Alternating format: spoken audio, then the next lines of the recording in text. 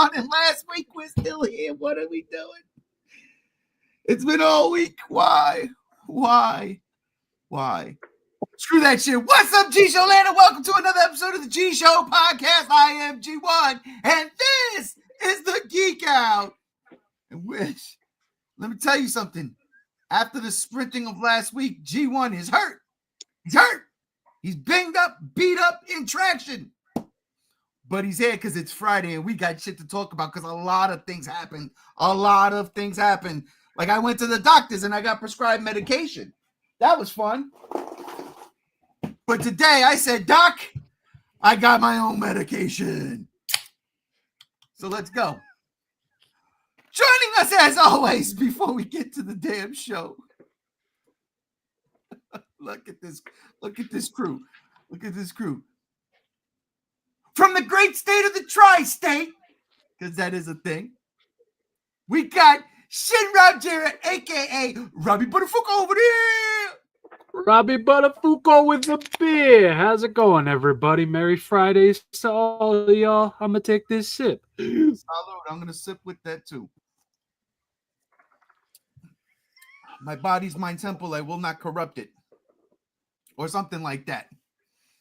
Also joining us, look at him cracking up over there.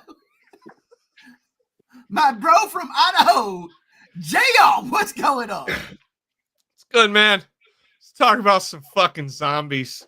Ooh, yes, that's coming. That's actually first on the docket. How'd you know? We got my Sib from another crib, Gam Z1, what's going on?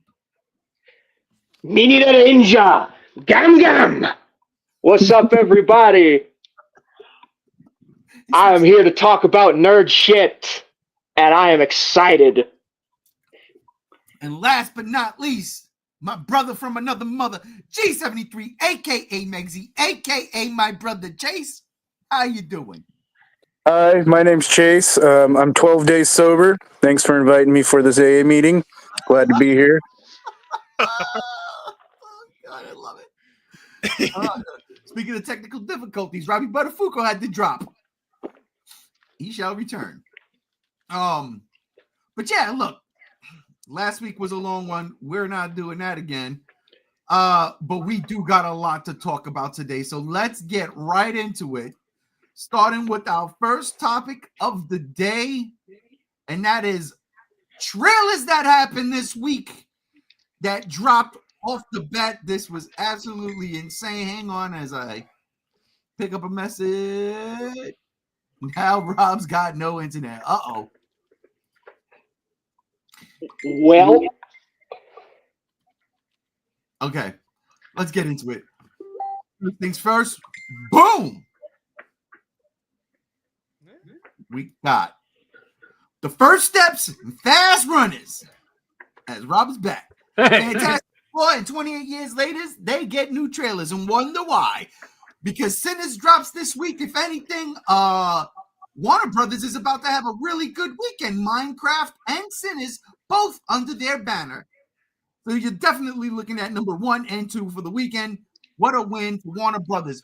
But speaking of winning,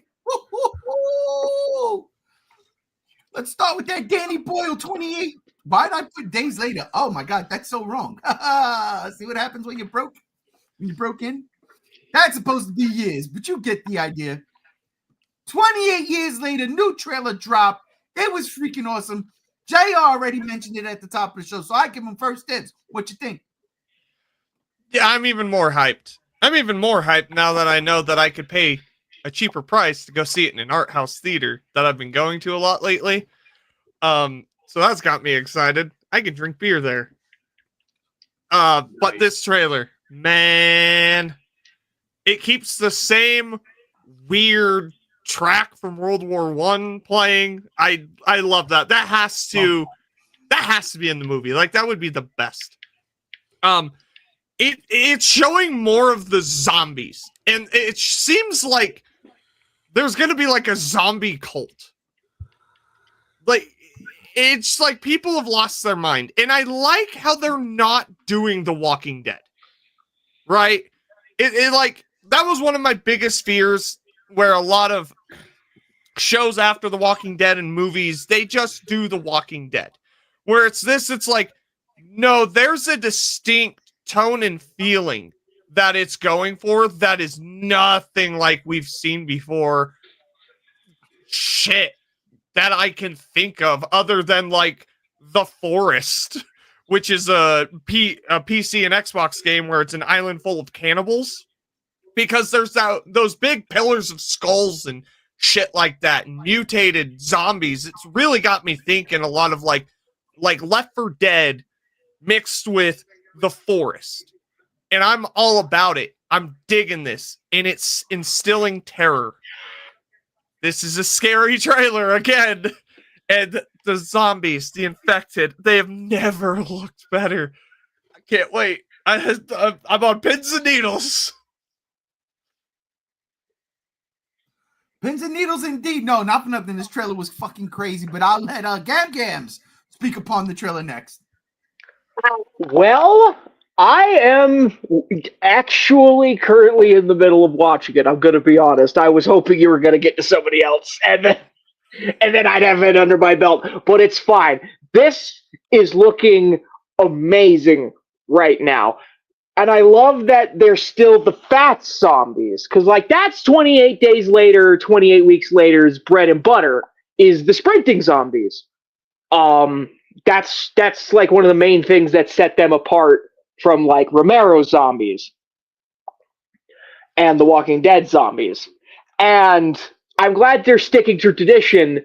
And this plot line of like the only remaining humans, at least in this area of the world, on this little island that's just separated from everything, that's cool. I like that.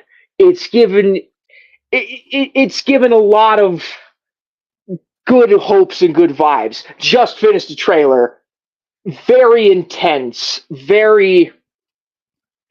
It's like we never even left, right? It feels like there hasn't even been this long of a gap, even though it has been a long ass gap. And yeah, that was a good trailer.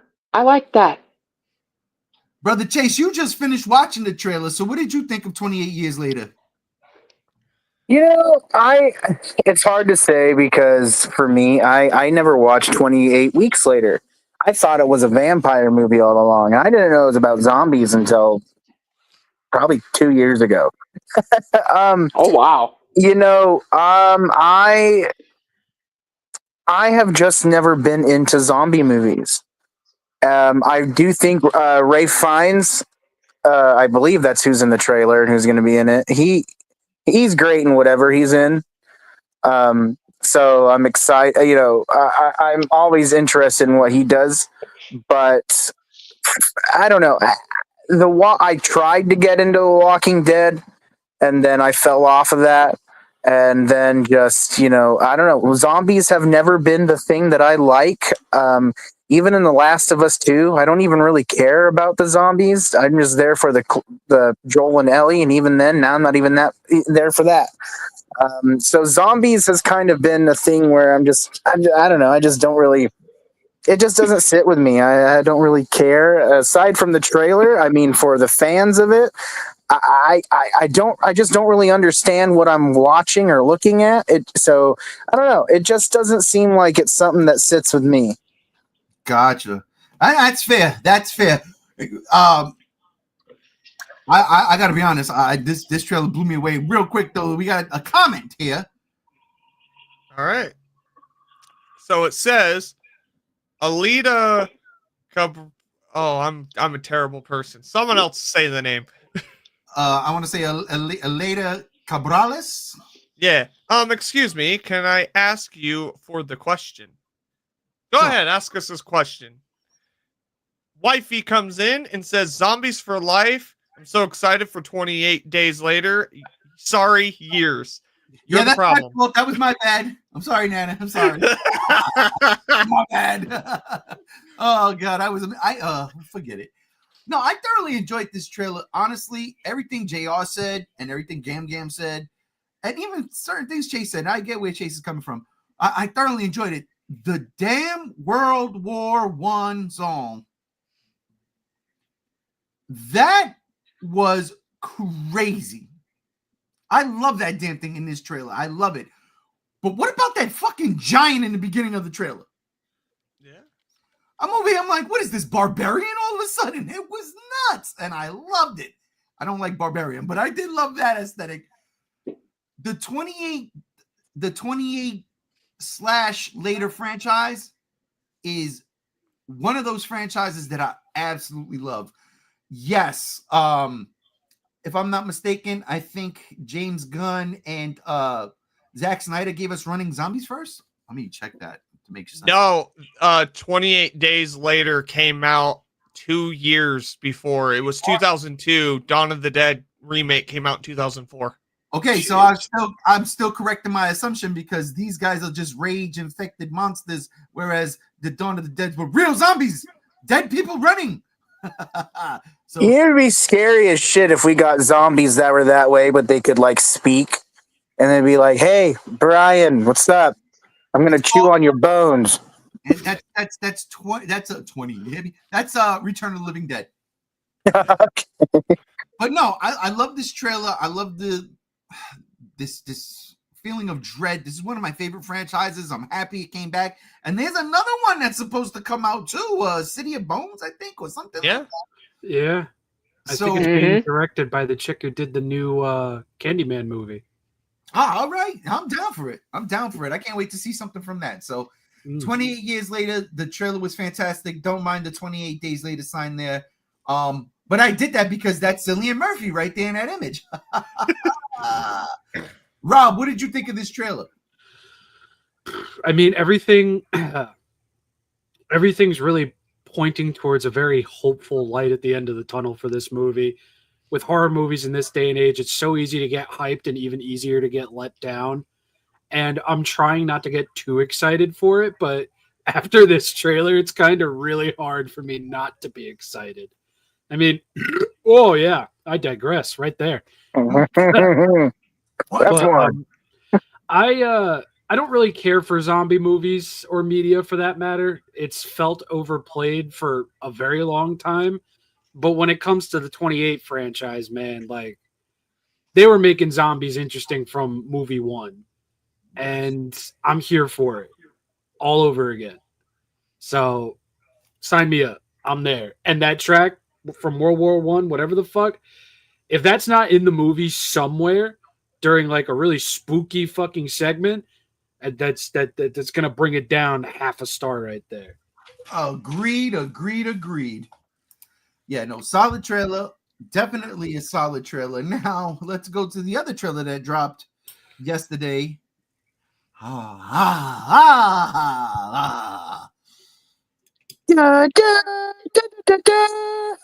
Fantastic Four First Steps, son of a bitch. I'm gonna start with you. I'll start with you, Chase, brother Chase. I'll start with you. I'm gonna wait for JR. Brother Chase, what did you think of this new Fantastic Four First Steps trailer? I don't know.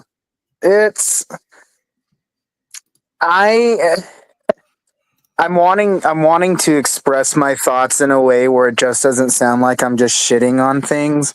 But with Marvel specifically, it just seems like everything they're doing lately is just a very like clawing attempt. And I'll just put it this way: watching the trailer, I find it very interesting that it takes place in the 60s. You know, it's like almost like a period type piece. But on the other hand, it seems like there's too much drama in this movie aside from it being a superhero movie. So I'm a little concerned. It's not sure of what type of film it wants to be. However, I mean, I like Pedro Pascal. So I probably will be there for him. And I like the guy that plays Micro in Punisher being the Thing. And I like Joseph Quinn, you know. I don't know much about the girl, but the actors look fine, but there's just something about the film that just feels very, very off. And I feel like with where the last Fantastic Four movie ended, and I mean like not the one with Miles Teller, the one with Chris Evans and Jessica Alba and all of them, when they fought the Silver Surfer, I really liked those set of movies. Yeah. And so seeing this story with a female Silver Surfer and doing that type of story again, I'm just kind of like, I feel like we might be seeing the same thing we already have, but just with different characters and skins. But the one thing that really, really excited me about the trailer was at the very end where you see supposedly Galactus's foot walking across the street. I loved that shot. I thought that was really awesome and was really good at scale, and it scratched my MonsterVerse itch, because I feel like MonsterVerse has had such a problem with trying to implement scale since Godzilla 2014, and seeing that made me just go, okay, they need that person to do the MonsterVerse. I love that shot, and that got me really excited. But I don't know, I feel like this movie can't decide what it wants to be, and that is never good for movies. We could be surprised, and this could be a home run out of the park, or its own chicken jockey destroying the movie theater. But Chicken jockey. I just don't know what they're wanting to do with this movie, and I personally can't pinpoint exactly how I feel, but I am conflicted. Like, parts of it, I'm like, cool, this looks fun, it looks interesting, but then other parts of it feels very generic and very just like stuff we've already have seen. I think the Fantastic Four from the early 2000s, the Thing looks way better than what we have in this one. I'll say that, but I don't know. I'm not hating on it necessarily yet, but I just don't know if Marvel can keep up at this point after everything that's come out. And with this just looks like it's a grasp at straws, man. And I don't know if it's a period piece, where's it going to go afterwards? Because, these movies are trying to be franchises, and I just, how are you going to tie this into anything else? Unless it's just going to be its complete separate entity, and not attached to Marvel and its, legacy of financial flops right now. I just don't know what they're wanting to do with this film. It feels like a cash grab. So, but, I don't know. I maybe wait to see more. That's how I feel. Yeah, no, I know what they're doing. The incursions, everything will come to a head, and this version of the Fantastic Four will be in the mainstream MCU because of a rip through time and space. They've done it already. Spider-Man's shown it. Doctor Strange 2 has shown it. Ant-Man has shown it. Fucking Avengers shown it. So even the last Captain Marvel shown it. So that's how they get by with that. That's absolutely how you get a 1960s alternate version of the Fantastic Four in modern day Marvel Cinematic Universe. That's how they'll. So are they going to be like playing on like, why is your future so weird type shit? Probably. Yeah, I bet probably. That's how the movie Yeah, is. I just think that's such a lazy writing aspect. Well, we got to see this movie first, so I'm not. I know, but that's just how I feel. But yeah, that's just how I feel about the trailer. Rob, what about you? I really like the first trailer, and I also really like this one. I mean, like Chase said, that shot of Galactus's fucking Air Jordans coming down and shaking everything. Nike swoosh. the Nike GLs for Galaxy. It looked like a miniature. Like the way everything moved, like if that's like hand animated, that's nuts. It literally looked like a shot straight out of Godzilla 2000. Yeah, definitely like Tokusatsu. Tokusatsu, yeah. Yeah. But everything else, I mean, there's nothing that stands out as irredeemably mid. It looks like an interesting flick. It's just the kind of mirror what Chase said. It's like the more you see, the more you question, and the more you question, the more you realize, oh yeah, that's right. This is a fucking Marvel movie. That's a great point. This is a fucking Marvel movie. You have to check your shit at the door. Like, and it sucks that it's like that because I can tell they really want to do well with this movie. I like the vibe of it all, the 60s aesthetic to it. It has like a touch of care and love as compared to, other films that have come out that just look like green screen fuck off travesties, But female Silver Surfer. I saw Jared the other day on Twitter basically saying, I respect everybody that works on this movie. I know what it's like to work on a fucking horrible time constraint, but I do not know how this got released. And yeah, there's some really, really rough shots in there. I want to remain cautiously optimistic. I don't want this movie to fucking suck, but it's a Marvel movie. You kind of have to check some expectations at the door. Yeah. Harrison Ford was Red Hulk in a movie that flopped. It was bad. Not that it was bad, it was boring. That's even worse. That's the problem. And that's kind of how I felt with this, was just kind of bored. So, real quick, wifey comes in and says, la la la la la la la chicken. Sorry, I heard Minecraft and I'm flying. I have no idea what that means, but I think we're the only two ones that have watched Minecraft out of everyone here watching it in the panel. I'm probably gonna watch it. Like, dude, you need to. It's so good. Spider-Man comes in and says, "I felt whelmed for this trailer. The casts are nice, but in terms of vibe, they don't scream Fantastic Four like the Foxverse version did. I love Pedro, but he just doesn't give off Reed Richards." Oh, it's funny. The other day when this trailer dropped at work, somebody came in and I forgot they watched one of the YouTube guys that's mad popular for shitting on everything, and the guy said the reason why they hired Pedro Pascal is because this is a obvious Sue Storm movie, and Pedro Pascal's a very passive dude, like doesn't care. Yeah, and I'm like, wow, fuck. I didn't buy it, but at the same time. What did they say exactly? Something like the reason why they got Pedro Pascal to play Reed Richards is because it's Sue's story or something. We don't know that. Yes, there's a lot of Sue in this trailer, but it makes sense for what it does, what it is. Because honestly, listen, here's the thing. So that trailer, I get it. Oh, now you get it. that trailer was really Reed Richardson centric, though. So that's what's kind of funny about them saying that. No, it really wasn't. But at the same time, like I think what they were trying to say, I don't know who it was, Nerdrotic. I think what they were trying to say is Marvel went woke, and Sue is going to be the main character, and you see it all in this trailer. And I'm saying, I personally didn't see that.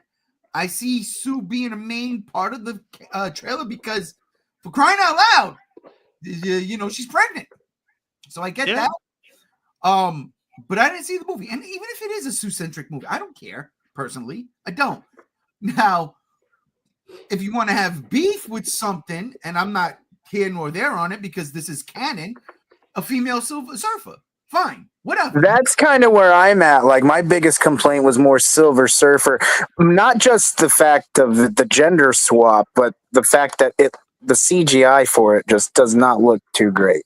And I'll give you that. I honestly thought the same thing. I automatically thought about how cool the Silver Surfer was in that last Fantastic Four movie with Jessica Alba, Ian Groenfeld, and Captain America. But I don't know. Maybe this ain't 1,000% finished. We still got till July for this to be, completely streamlined. She's a thing. This ain't out of left field. This is canon. There is a female version of the Silver Surfer. That's his wife. Yeah, that's his wife. There is This is an alternate reality of the MCU. Who's to say we don't get Norrin Rad and Doomsday, or any of those fucking Avengers movies that shows up with her in it? Also, that'd be crazy as cool. Then they could do that cover gams. You know what I'm saying? Like, they could do that. And Kevin Feige's one of those people that does shit like that. So you never know. I'm not worried about it. But like, if she's having a fling with an alternate universe version of her husband, is it cheating? No, maybe. Listen, and that's where we'll go to the comments. Dorky Films says, I thought Captain America: A Brave New World was good. I have no idea. I haven't seen it, but that's nice. It's not. Listen, again, it's not a bad movie. It's a boring movie. It's just boring. Like, I hate to say this. I didn't put the Thunderbolts trailer on this on this list because to me, the Thunderbolts looks like it could be a fucking Disney Plus show. And unfortunately, that's what Captain America: Brave New World should have been. It would have been a great Disney Plus show. Unlike that piece of shit Daredevil season fucking finale that was fucking stupid, unfucking believable. How do you set us up with a fucking flawless episode in episode 8 to give us a fucking fantastic opening to the fucking season finale and then just fall the fuck off? What a piece of shit that Daredevil season finale was. Fuck you, Disney Plus. And then Anthony comes in and says, JR, I think there are certain actors, no matter what the role is, they're just playing themselves as the character times 10. I haven't said my piece yet, but you're reading my mind. I agree with you. See, I thought Brave New World was just like a sequel to Air Force One or something with Harrison Ford as the president. Or The Fugitive. That would explain a lot.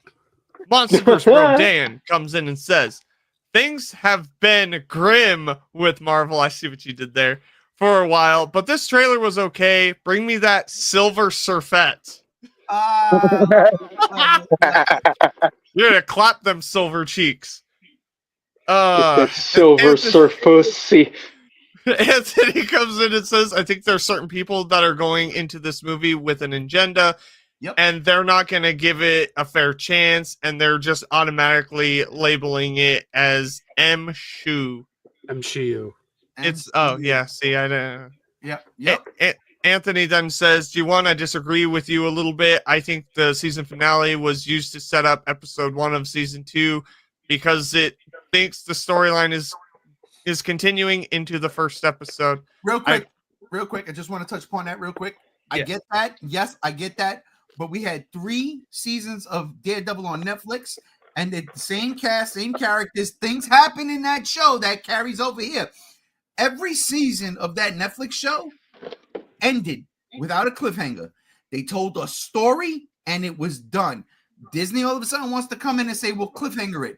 No, don't do it. You could have told the story and was done. You could have still had Kingpin be the mayor. You could have still had him have his little fucking crime syndicate. You could have had all of that. You could have finished the story. It was terrible. I will say this, though.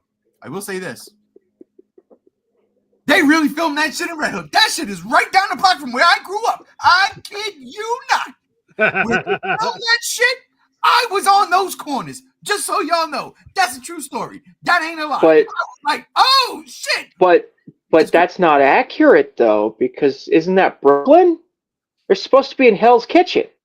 No. Where he's building the port is in Red Hook, Brooklyn. So that gray house, that big gray building, that's called Gray House. We used to hang out in there. That's a real thing. That's the actual Gray House. Yeah, I literally the last 2 episodes, the way they filmed, that's right down the block from my house, or up the block, because then there's water. Anyway, I digress. That's one. Let's get back to the Fantastic Four. Let's get back to the Fantastic Four so we can move the fuck on. I'm not going to be here for 5 hours today at all. I love the trailer. I hated the first one. Everybody knows that. I had a beef with that first trailer. This one, I absolutely dug. I thought it was really good. I really liked the family dynamic they showed in this trailer.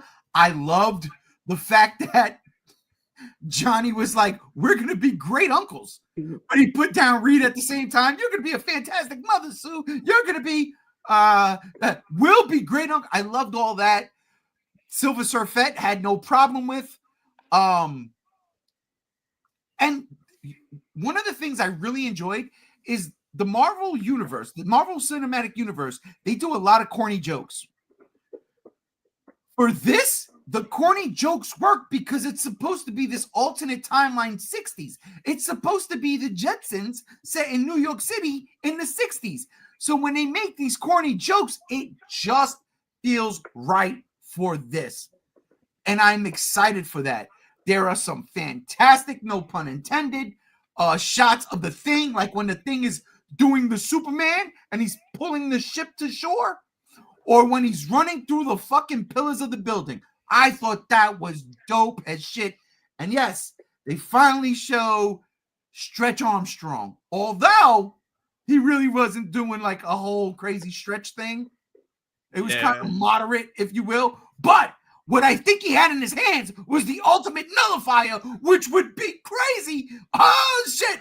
But I could have sworn the ultimate nullifier was actually smaller. Anyway, I don't know. I can't wait to see the movie because now I'm excited for it. And yes, when I saw Galactus' foot going through the fucking street, that block, I thought of Godzilla 98. I thought of Godzilla versus Megaguirus. I thought of Godzilla 54. I thought any Godzilla movie that had a fucking shot with the street and then Godzilla's foot going by. And I loved it. I loved it. It was so good. It was so good. Bring back Bryan Cranston. JR, it's your turn. I liked the first trailer. I liked this one a little less. It started to show more plot details. I love Galactus. I'll always love Galactus no matter what. But I don't like...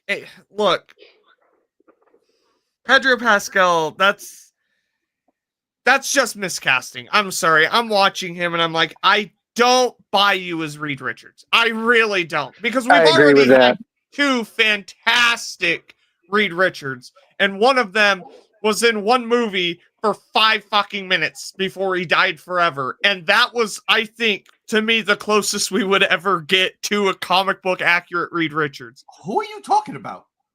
Fan Four Stick.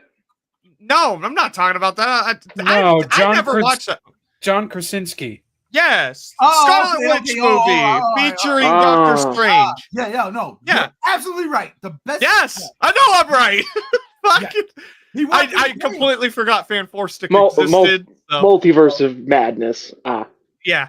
But it's rubbing me the wrong way. I like the Thing. I like that they're making like toys of the Thing, like the merchandising. I thought of Mel Brooks immediately. Thank God. Merchandising. So it just shows where the true money of the film is coming from, or the Fantastic Four. Keep that Baxter Building lights on.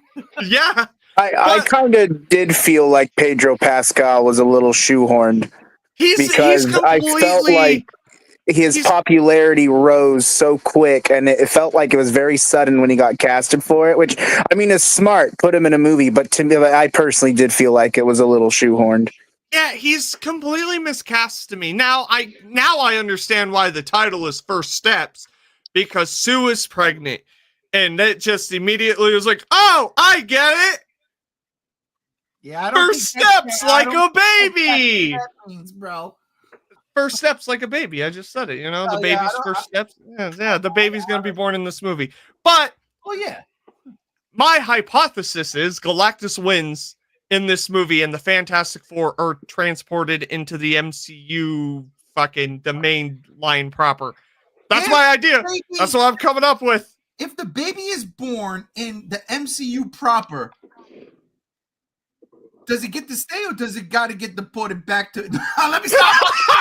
Jesus Christ!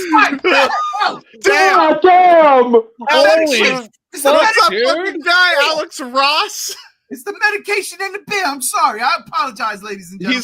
so sorry. fucking hallucinating. Don't go out like this. Medication, and I am medicating myself right now. My bad. Wow. Now, as far as the Silver Surfer controversy, I didn't know there was a female Silver Surfer, and now that I was told, I still don't care because I know what the Silver Surfer's there, the reasons, but at the same time, I'm like, just go away. Just give me Galactus. Fucking hell. Like, go away! But that's the thing, man. Galactus. Intimidating. That's what I got from him walking around. I'm like, fucking here we go, man. Like, and Galactus is not only, in my mind, is going to win in this movie, he's going to also be transported into the MCU's main Earth or whatever, or maybe he's thrown into fucking Battle World, and that's where we're getting Secret Wars. Sorry. It's all happening. It's all coming together. And I'll be honest, what I will say is clever of Marvel right now is that they're really, really, really holding back the final look of Galactus. Yes. Like, when are we going to get that? Because Thunderbolts comes out in 2 weeks. They're not going to show anything but this trailer. Well, you know they're gonna make his crown all gold, and he's gonna have a Flavor Flav necklace and a grill and shades. You know, he's gonna have the worst. He's gonna have a worse CGI face than even MODOK had.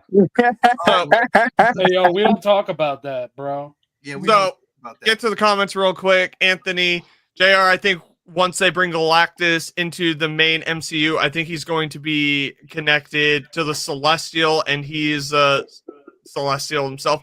I could see that. We'll see. I wouldn't put it past them to bring back fucking Thanos. Like, at this point, I don't know. Like, just fucking, if we're gonna do the Secret War shit, we're gonna have Galactus and Doctor Doom. Bring back fucking Thanos. I don't give a shit. There's another one somewhere. JR, to me, I think this version of Reed is the Maker. You don't get that, JR. I get that. I know what he's talking about. Yep. That's the ultimate version of Reed Richards, the Maker, who, when the Ultimate Universe was lost to the 616 in the comic books, and Gam Gam could back me up on this, because Gam Gam. Yes, again. I know. The Maker got folded in, kind of like how Power Girl got folded into the mainstream DC universe during Crisis on Infinite Earths. The Maker got folded into the 616 and became a villain and started plotting against everybody to bring back the Ultimate Universe. And he did. He succeeded. And he changed it. And I'm going to say for the better, because Ultimate Spider-Man is fantastic. Yeah. And then MonsterVerse Rodan. Who? Oh, it didn't work. It's been a while. He's been gone. It's not my fault. I know. I had no idea Thunderbolts was coming out. Neither did I. It's a bad fucking dream. It's 2 weeks away. It's crazy when you think about it in that regard. And then Spider-Man says, the Maker is a pretty cool guy, to be honest. All right. Well, we got everybody, right? That was our thoughts. That was our feelings. That was how that was, right? You didn't get to me. Gam Gam Z1, what did you think about the Fantastic Four First Steps trailer? I'm so sorry. Racist. You're all right. You're all right. It's just this is queer phobia right here. It's fine. Jesus Christ. Welcome to the off the wall block party. No, but for real though, this trailer to me, as an old school comic book reader, because like part of the reason why I love Marvel is the Fantastic Four and their adventures with like the Mole Man and his monsters from underneath the ground. Like the Mole Man is one of my favorite Marvel villains of all time because he controls giant monsters. Granted, he's not in this. The threat is Galactus. Galactus is just as cool. We've already touched on the whole Godzilla connection with the foot thing. That was dope. It's interesting to me that they're not going to delve into the whole Ben Grimm not liking the way he turned out to be and other people seeing him as a monster sort of storyline that we've gotten in previous iterations of the Fantastic Four, even the comic books. It feels like it takes place many years after they've already have had their powers. Yeah. Yep. Indeed. and Ben's come to terms with it. Like, Right. I like that aspect, but I also, it's like, well, if it's the 60s, then if we're going by like Marvel logic, in the actual 60s, the fucking Fantastic Four was only like a few issues in. It wasn't like they were years into their career. But I digress. Whoa, that's one. That's one. So, but overall, I liked it. I liked the action. I feel like I would appreciate the Reed Richards interpretation a little more if he lost the mustache. Right. I He just, looks too that's much just like one Joel. part of, that's just one part of the character design that I just don't vibe with. Reed Richards has never had a mustache in the comics, from what I remember. He's had a beard sometimes. You He's had just a made me beard, but not a think mustache. they could do a character swap. Have him be Doctor Strange, and then Benedict Cumberbatch be Reed Richards. Yes. What the Oh, fuck? I would vibe the fuck with that. sounds Hello, cool to though. me. Hold on. I Yeah. like that. You might be onto something. Holy shit. That's really good, actually. Fuck. And you leave Dr. Pornstash's mustache alone, okay? The mustache is Reed Richards. He's just a vessel. He's just a vessel. The mustache is the one with the stretched powers. Anyways, that's the overall thoughts. A lot of it, y'all already said. You know, you and Rob and JR a little bit. Not much, Chase. I'm sorry. You could be skeptical. You could have your opinion, absolutely. But I'm excited for once for And that's good. I a don't want Marvel to movie for a long anything time. away from anybody there. It just looks like an off color to me, but we'll see. It rubs you different. I mean, I felt that Yeah. same way about Superman, and now I'm excited for Superman. So Yeah, dude. Sometimes you gotta switch it up to the left hand every now and then. I'm And that's- left-handed Yeah, anyway. bro. Yeah, we're switching it up because already we are fucking 42 minutes on one fucking topic. Get the fuck out of here. There's still a lot to talk about and a lot to talk about. Let's start with the next one, sticking in the comic book realms. Ladies and gentlemen, apparently we've got a very first look at Lobo. Now, I don't know how real this is, but I'm going to tell you something. If this is real, I'm fucking with it. Right off the bat. If this is real, because if you look at the picture on the left and then the picture on the right, kind of looks like two different that doesn't look like Jason Momoa on the left. Stunt, right? Yeah. But that right there, if that is fucking Lobo, if that is Jason Momoa on the set for the Supergirl movie as Lobo, oh, give it to me. Even though I'm looking at him and he kind of looks like the Crow. This could be Jason Momoa's the Crow. The Crow. Oh, maybe we were gassed. He was supposed to be the Crow until it just got into development hell. yeah, I don't think he ever filmed footage because I don't think his version of the Crow ever got off the ground. Yo, this is Which is a shame because it was going to be a pure great successor. this is the Channing Tatum equivalent of what could have been when Channing Tatum was Gambit in Deadpool and Wolverine. This is Hey, you know, Robo also Robo. they've been saying they've been looking for a new Ghost Rider. Ghost Rider rides a bike. Yeah, no. Too late. They don't need a new Ghost Rider. They have Nick Cage. Yeah. Listen, my team, we're keeping Jason Momoa, okay? Fuck off, Marvel, he's ours. Yeah, no, not for nothing. Look, I will stand by this forever. When I first heard Jason Momoa was being cast as Aquaman, I was kind of like, I'm with it. I wanted Matthew McConaughey because I was thinking of the traditional Arthur Curry. When I saw the very first image of Jason Momoa's Aquaman, I was like, oh, absolutely. Then when I hear I want to do Lobo, I'm like, give this man everything he wants. And then here it is. If this is real, if this is a legit set photo, then this is absolutely fire. And Jason Momoa deserves everything, all the flowers. He deserves all the flowers. The man knows how to have fun. And if you don't believe me, just go see Minecraft. The man Yes. is one of us. He There- loves what he does. He loves what he does, and he loves the source material. And the fact that he went out of his way and was like, I would love to be Lobo. And James Gunn says, you know what? Let's not lose this guy. Let's not give him away. Bring him back. Perfect. So if this guy fights Superman somewhere down the line, perfect. Oh my God! Don't get my hopes up. Don't get my nuts too tight. The Rock will be pissed off that another Samoan was able to fight Superman and not him. Good. Fuck The Rock. Yeah. Fuck the Rock. He's gonna fight Homelander this weekend at WrestleMania. We're not talking about that yet. All right. But anyhow, that's my take on this look. I think it's dope. I love it. Honestly, if this is legit, it's perfect. And I can't wait to see a high definition photo. I'll go to you, Chase. What do you think? Go to think what? Like what I think of it, or if I think it's real? Yeah, either one. I think it's definitely real. I don't know why they would go out of this way to make it fake. They've already established Lobos in the works. So, I don't know why it would be fake, but I mean, I'm for it. I think if you want a very close comic representation of Lobo, Momoa shows that's what he was born to do. Not Aquaman, the man that can talk to fish and tuna in the sea. This character here, this crazy, wacky, insane, maniacal character, I think he's going to have a blast with it. And I think he's going to play the part really well.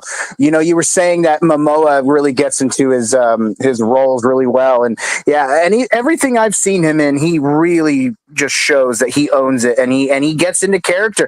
And that's the thing lately is what I've been noticing is when actors act to take the role they want instead of acting for the money, that's what makes them a great actor. And he seems like a guy that would do both. But when he gets into his roles, he absolutely owns them. And there's been several movies I've seen Jason Momoa in, especially the one on Netflix. I think it's called Dreamland, where he plays like an imaginary monster for this kid. He was perfect in that. And I love that movie. And I've even seen him in some werewolf stuff, and he was cool in those. He's a great actor, and I'm for it, man. But I think for sure this isn't fake. I don't know why it would be. I think it. I don't think it's fake. Perfect. Games, what about you? Your thoughts? So I'm going to say that it might be fake. Okay. And here's I'll tell you why. Number one, they're blurry as shit, right? Why are they so blurry? What's going on here? Set. Got to get a picture from afar. Number two, if you notice, if you really, really look, there's subtle differences in the bikes. Yeah, the actual design of the bikes. And a good way to make fakes these days is AI. These could be AI generated. I can't tell because they're so blurry, but like if you really, really look on the hands of the camera guy right next to the Jason Momoa looking one, it looks like he's got more fingers holding the pole part of the camera than he should. Nah, I'm gonna stop you right there. There's 5 fingers. Yeah. I'm gonna stop you right there, and I'm gonna tell you this with the utmost love. Relax. These are real. That's all there is. That's all there is, huh? That's all there is. I'm going to be a skeptic. Well, what differences can you spot out with the bikes when one's close up and one's far away? No, you could. Because I was looking at it too myself before we went live. There's a couple of differences, but like Rob said at the beginning, that could just be a stunt man with a stunt bike. So yeah, you're gonna see that. Yeah, that's a good point. Yeah, so I see the differences, but I mean it's pretty much spot on. What I think this is them doing like a, obviously they got to have someone somewhat look like him for the stunts, so they're trying to match up with this picture to this picture. Kind of seems like something like that, like a continuity thing. That's what it could be. And like it's all the same stuff, like the same, almost like in an angular sort of way. Because like you see the one picture, you see the soldier, and the director guy and the fucking help with the vest, and then you get a different angle, but it's a similar angle because you still see the soldier and then the hand of the director or whoever the camera guy is. It's just kind of weird that it's so similar yet different angles. Multiple paparazzi members go to places like this all the time to get scoops. Scoop. You're going to get different angles from different people, different artists and photographers. Well, I mean, and not for that, not only that, but like when those pictures started leaking, it was people taking pictures with their cell phones in the fucking buildings while they worked, while they were filming Superman downstairs. Like they would, like, people were in their office buildings, like, holy shit, is that a Superman costume? Snap, snap, snap, snap, snap, and they were just as blurry. Mm-hmm. Yeah, they're taking them from far the fuck away, and they're zooming in, and that produces a lot of grain, a lot of morph, a lot of blur, and I can see both of these pictures being taken from rather far away. Yeah, absolutely. Absolutely. JR, you got anything to say? Yeah. Jason Momoa, you're my fucking hero because you made me laugh at Minecraft, and now you're the most accurate Lobo I've ever fucking seen outside of the comic. Well, the only Lobo I've seen outside the comic. But I can't unpicture this being Lobo from now on. Like, every time I read a comic with Lobo, it's Jason Momoa's voice now. Thank you, James Gunn. I think that's awesome. Jason Momoa. That's really cool, actually. Yeah, it's like fucking spot fucking on. I also love the military personnel in both pictures as well. There's going to be some military engagement possibly here. I'm all down for this. Like, the U.S. military, like, who the fuck is this guy? It's because they're recruiting him for their own Suicide Squad. We've got this asshole in a red cape flying around up there. Who the fuck are you? What's up with Mr. Terrific? Why is there a Supergirl? Who are these assholes? I don't know. This is fucking, I can't fucking wait, man. I can't fucking wait. God damn it. Do Dark Man's Death Metal. Rob, anything to say about DC's favorite space cowboy? Yeah, there's very few actors that get attached to projects that immediately get me interested in the project just by their involvement. Jason Momoa is one of them. It doesn't matter what, like, even if it's fucking Minecraft, it's like, oh yeah, Jason Momoa is going to be a fucking Minecraft. It's like, oh, well, all right then. He'll commit to that bit. Okay. But Jason Momoa is Lobo. I remember this being talked about when bro was still fucking Aquaman. And it's like, yeah, he could definitely do fucking Lobo. That's for damn sure. And seeing these photos, if they're fake or if they're real, whatever have you, I'm there for it, dude. I know it's a part of the Supergirl show. It's not like a solo endeavor, but I'm there for it. Is it the show or the movie? It's a movie. Oh, it's a movie. My bad. Yeah. Listen, man. I didn't know. I just clarifying. Yeah, I didn't know that it was a movie, but dog, I'm here for it. I like Jason Momoa. Bro was awesome in the last Fast and the Furious movie. It was the only reason I really went to go see it. And he'll be one of the major factors of me going to see Supergirl. Right now, at least. You know, I'm with it. JL, let's get to comments before we get to the All right. next topic. I'm going to run them down reil quick. I don't even know where we're at. I got it right here. Stefan Russo, Jason Momoa as Lobo. Hell yes. Steven, sorry. Yeah. Monsterverse Rodan comes in and says, this is clearly Sting. Get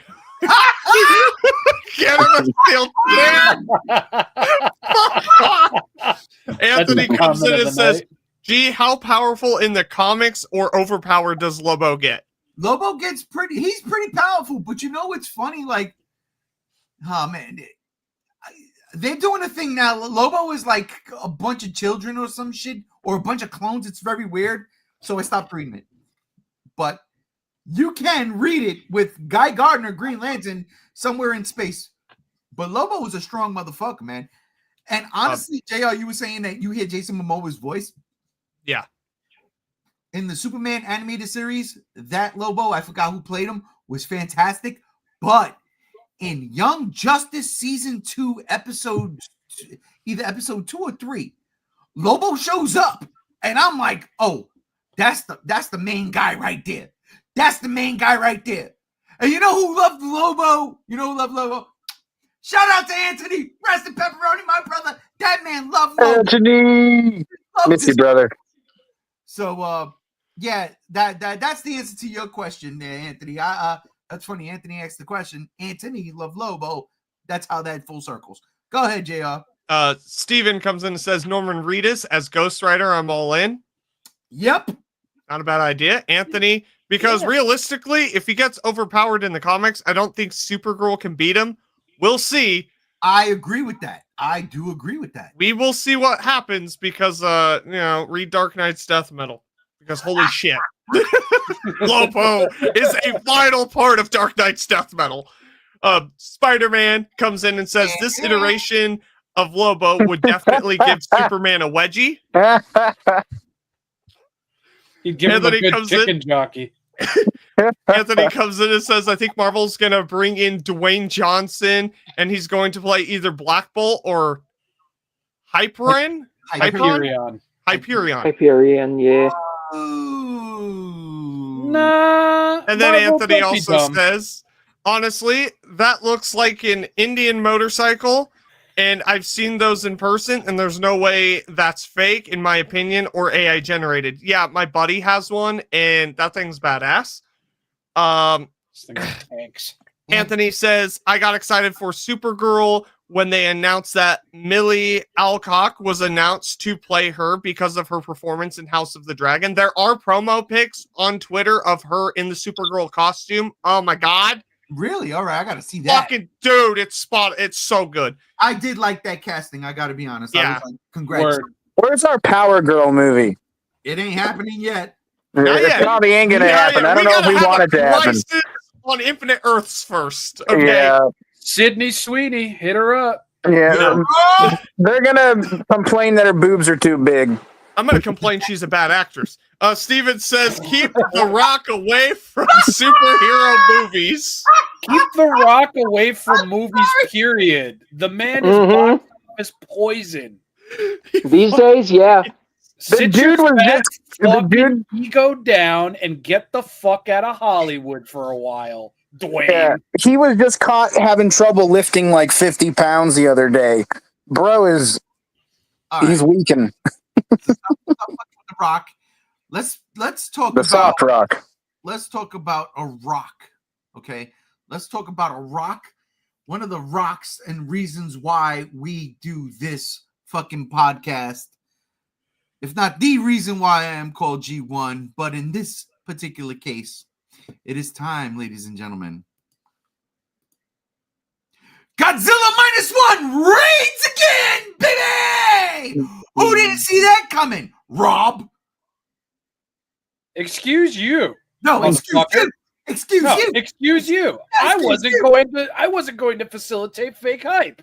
So I was being honest and fucking all that other shit. Oh man, that's such a perfect way of putting it, where you can get around that argument. That's messed up. It's messed up because it's true. We didn't know. It's fucking obvious, but we didn't know. Toho is Toho. There was no way Toho would have not done this. Ray, Toho is Toho. They would exactly be the people that get a fucking Oscar and then say, you know what? Let's do something different. And don't tell me they're not. You know what? You know what? You know what Michael Keaton's best movie line ever is? You ever dance with the devil in the pale moonlight? No, it is, you don't need to talk to Barbara. Just say it. When it comes to this particular fucking topic. I mean, they've been doing. Let's get nuts. There is precedent. They've been doing this since 1999. Look, here's the deal. Okay, it's happening. We're getting a -1 sequel. There's no way you end off on that cliffhanger, and the cliffhanger wasn't Godzilla dying and regenerating. It was Homegirl with the fucking with the black going through her veins. Now, that being said, what has Oh, motherfucker, help me out. Come on, come on, come on, come on. The medication has kicked in already. Yamazaki. Yamazaki, What has he said? director. Who was one of his favorite kaiju? Hedra. Hedorah. So all of that, I mean, Homegirl was pushed with a radioactive blast into, I don't know, garbage, sludge, the rest of everything else. Like, she survived that black stuff going up the veins. Who's to say that's not the beginning of the Hedorah? I would love a different take. Don't get me wrong, Hedorah is one of the greatest. Y'all know it. I've got plenty. I show y'all. I love the fucking Hedorah. I love the smog monster. I don't like the smog monster that showed up in 2020, but I love the smog monster. If Yamazaki is doing a smog monster for the sequel to -1, I'm all for it. But even if he's not doing the smog monster in the sequel to -1, I'm still all for it. Why? Because Godzilla -1 was such a great Godzilla movie. It really was. In a world where we're living with, GVK, GXK, Godzilla -1 was Toho saying, yo, we can still do this. Not only that, they won an Academy Award for Best Visuals with a fucking $15 million budget, if that's the correct number, over fucking movies that had $300 million budgets. We'll get to the budget later, Chase. Like, I know you want to go into that, but let's just talk about Godzilla. Oh, that's not what I want to talk about at all. Oh, good. Let's just talk about the sequel to Godzilla -1. Are you excited for this or no? Are you asking me? Yes. Dude, I am so excited for this for multiple reasons. I'm excited that we're getting like a continuous, consistent Godzilla film from Toho finally since their resurrection. And I am just, there's so much I want to say to this because, I'm excited to see where it goes. I even like you said, even if it's not Hedorah, which I mean, I feel like since Yamazaki said that he would hope to see if he got the chance to make a sequel, he would add Hedorah. If that's still the play, then cool. But if not, I'm okay with seeing any other monster, whether it's an original take or something we've seen before.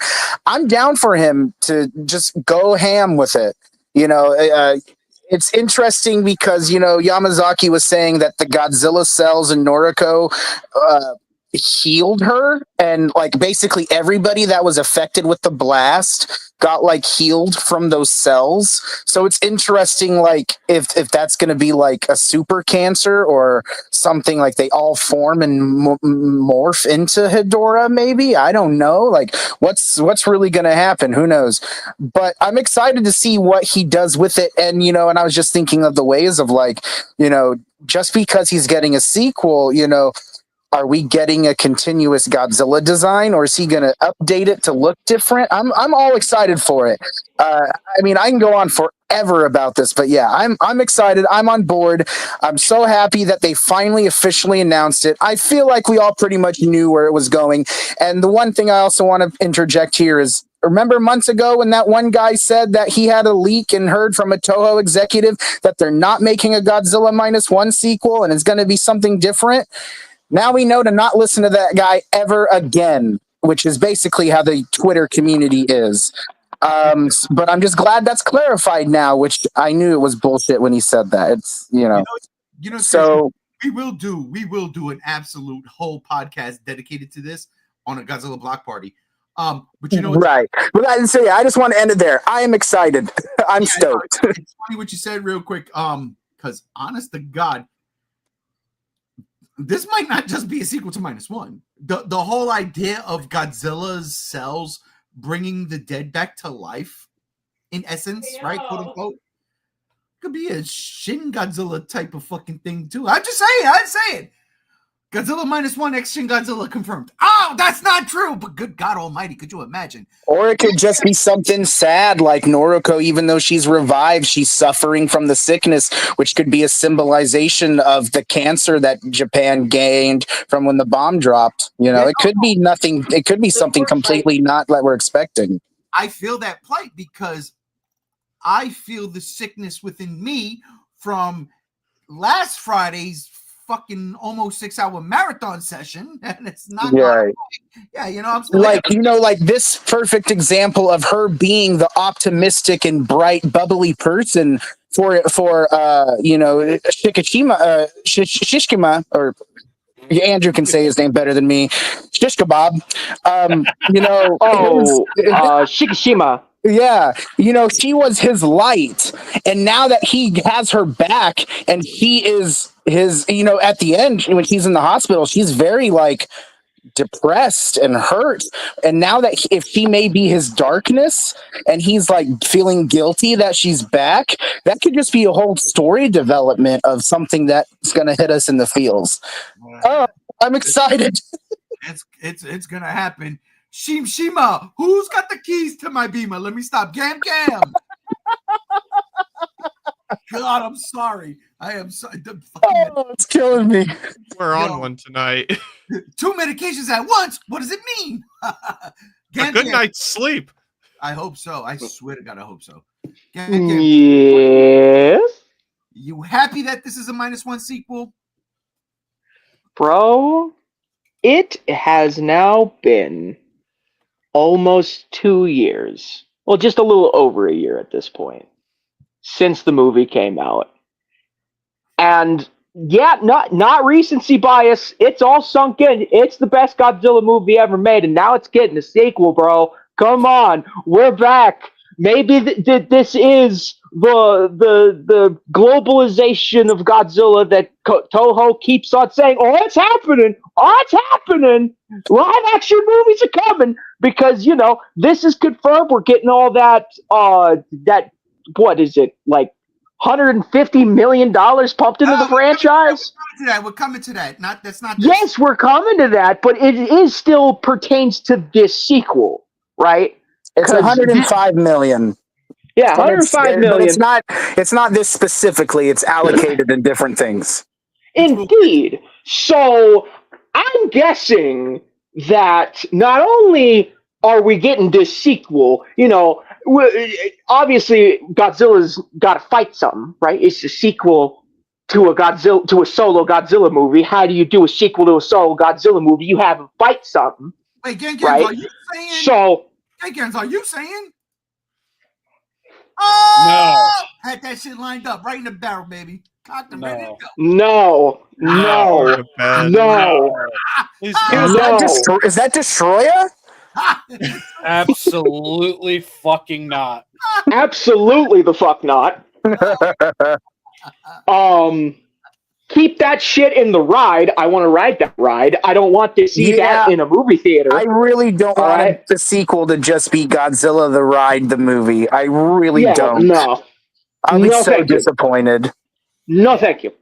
But what I'm getting to is, since he's fighting another monster, well, they got to up the budget, right? So maybe this will be like the new highest budgeted Godzilla movie ever made. -1 was already up there along with Shin Godzilla and Final Wars. They all had similar budgets of 15 million. You mean Toho specifically, right? Yeah, Toho specifically. Okay. Not counting Hollywood movies here, right? Hollywood has its own fucking problems with inflating their goddamn budgets. Stop spending so much goddamn money on your goddamn movies, Hollywood. For fuck's sake. Different topic for a different day. I digress. Well, that's 2. Gam's in the lead with 2. But overall, this is exciting news. Yamazaki is the GOAT. The GOAT! He knows what the fuck he's doing. So I got the faith, all right, that he's going to lead this new era of Toho Godzilla to the fucking stratosphere. You know what? I'm mad that I didn't come to this realization for you, but I'm going to go to Rob next with this realization. Rob, Gam just nailed it on the head. Is Yamazaki the person Godzilla needs for the next couple of whatevers, the way Kaneko was for Gamera? Honestly, I do think so. I think where people were a little disenfranchised with that of Shin Godzilla, people definitely came back and really saw the franchise for its roses, for its high points with Yamazaki's -1. I definitely think that Toho are doing a smart thing in snatching him up before he started his first American production, because I don't think they could have done a sequel without him, just because it's so intrinsically him. Mm-hmm. You look at his movies, you look at how he films. He's a visual effects director first, and a movie director second. And you can tell just by the way that everything was framed, everything was shot, everything was animated, half in source filmmaker, very fire. And yeah, to answer that question, yes, I do think Yamazaki is the guy to go to. And that was all clear to me when he did that interview and he was talking about his favorite Godzilla films, GMK, Shin Godzilla, and others on top of it. It offers up a very varied smorgasbord of like the best of Godzilla. The weird, the spiritual, the fantastical, and the serious. And I feel we could get into that fantastical and maybe even possibly that spiritual with the sequel or another sequel. I do think Yamazaki is Godzilla's shepherd at this point, yes. Nice. So backing up a second, source filmmaker, what? Yeah, the whole segment of Odo Goji, that was all done in source filmmaker. You're fucking shitting me. I wish I was, yeah. Odo Goji was entirely source filmmaker. Muscle, that is wireframe, wild. whole 9 yards, yeah. And it's For crazy. anybody who doesn't know, Source Filmmaker is a free animation like program that people mostly use to make animated porn. But not animated porn. No, it's first and foremost Team Fortress 2 memes and Thomas the Tank Engine memes. It's mostly porn. But that's the second most. That's the second Thanks, most. Valve. Before But just dropping political bombs again, let's get out of the porn situation. Yeah, I'm not ready for Pornzilla. just to touch on everything else that was discussed very quickly, I would like it if it was Hedorah, just because, and I'm not hating on them. I'm not. Mothra and Anguirus are just like safe choices.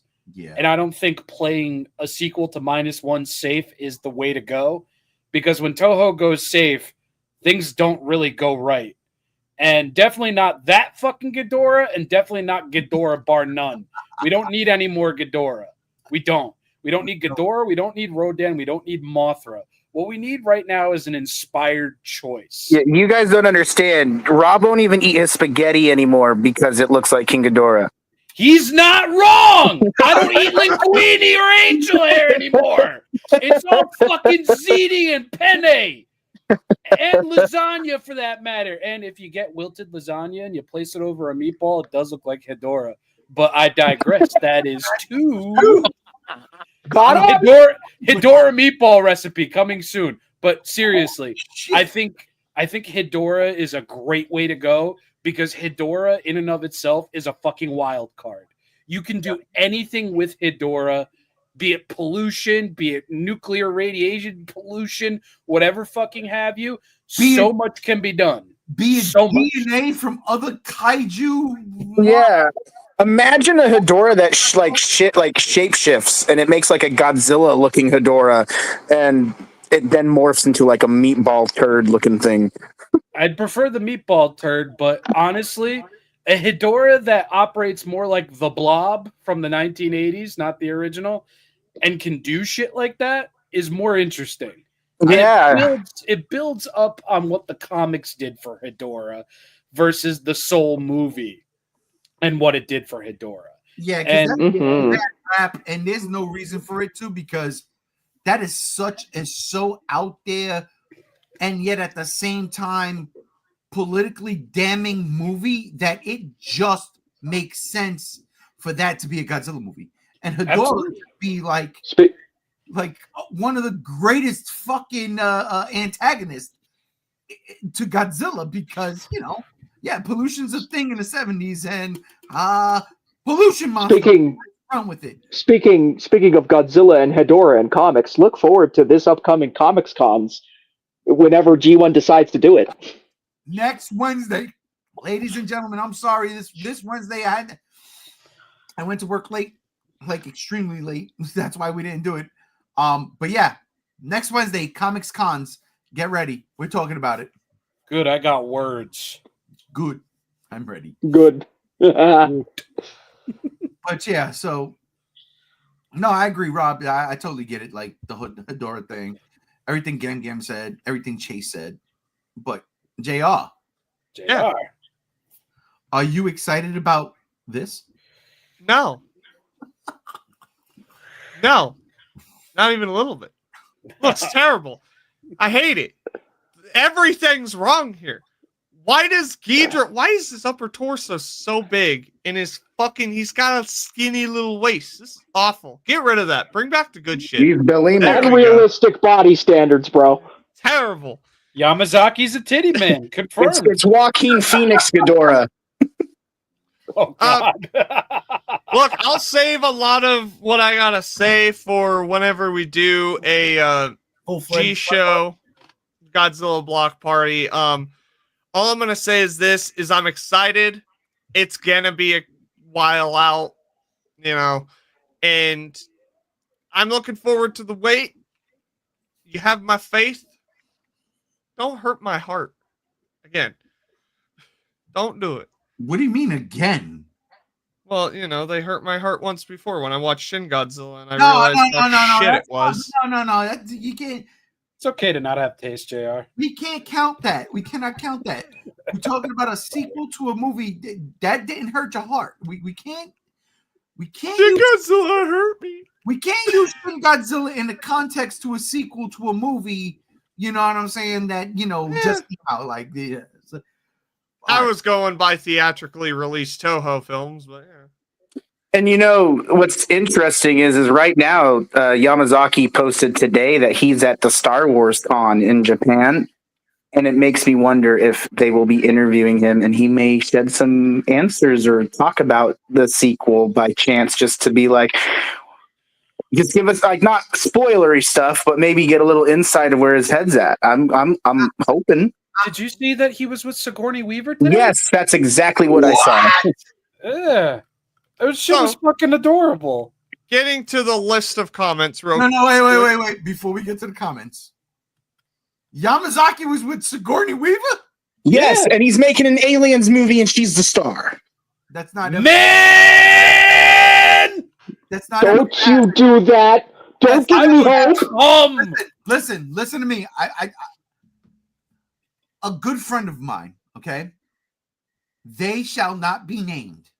But a good friend of mine this morning said, can't wait for Sigourney Weaver to be in an Aliens movie as Ridley again. And I said, Ridley? Like the Metroid alien? Yeah, that one. Yeah, I don't think that was Sigourney Weaver's name, though. No. I appreciate the Metroid shout out though. Right. Who Who are you talking about? You know the person I'm talking about. Yes, Ray. I know. Yes. Of course I know. He's me. Take it easy, Star Wars Celebration over there. Oh, dude, I got such a kick out of that. I didn't even sleep. I saw that comment. I was cracking the fuck up. All right. So we have. Hey. Oh, fuck. Where was I going with this? All right. One last thing before we go to the comments.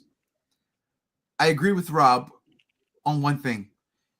The fact that Toho locked up Yamazaki before he can make an American movie, right? Mm-hmm.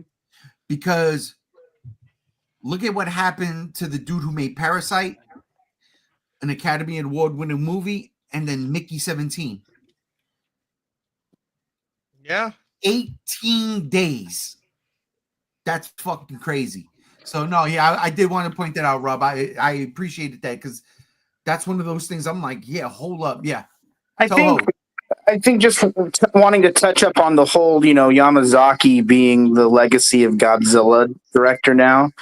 I love that idea. but I think it's all going to depend how well this sequel does. And that all ties into when we want to talk about the budget and stuff like that, because I have a lot of talks with that.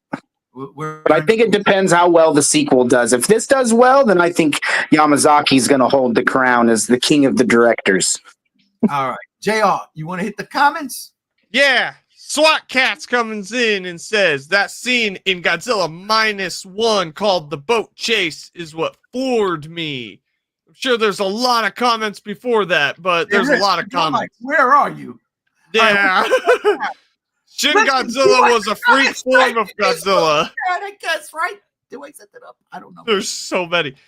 Anthony says, in your guys' honest opinion, what Godzilla villain would make sense for the next -1 movie? I'm thinking either Mothra or Monsters from Planet X. None of the above. You stop that now. All right. Yeah, we literally all just said Hedorah. Question. Everybody answered. We all said Hedorah, but everybody. JR, what's your answer? Oh. Anguirus. All right. Game, what's your answer? Hedorah. Shin Rob, your answer. Hedorah. G73, what's your answer? Gabara. Yes! Yeah. Yo, that makes Bring him! That makes Oh, you know what? I take that back. The Gargantuas. Even better! That was where I was going.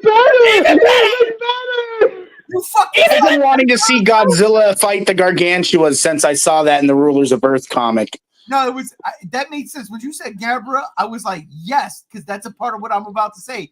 Godzilla's regenerating, but some of his G cells swim off and create its own thing. It could be Gabara, but I was gonna say Gargantuas. It makes Bizarro, but Godzilla version. Yeah, no, it's Hedorah. I want to see it. That's the answer.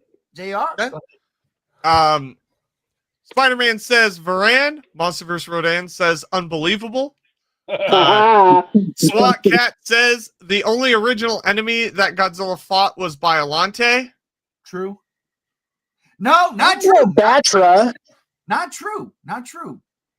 The entire Batra, Destroya.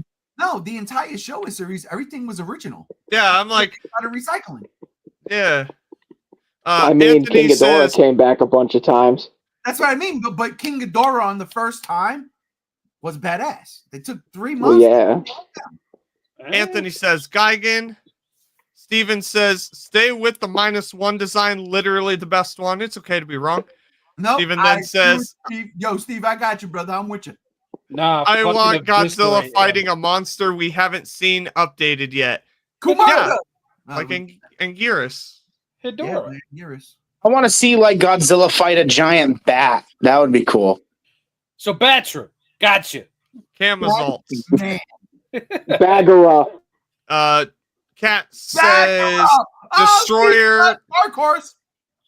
Destroyer Dark Horse, came Dark from the Horse. Oxygen Destroyer. Anthony says I'm excited for Godzilla -12, but not as desired as the first one, because what in the first movie tells you that it caters to a sequel. The end. Everything. Dude, like, Yeah.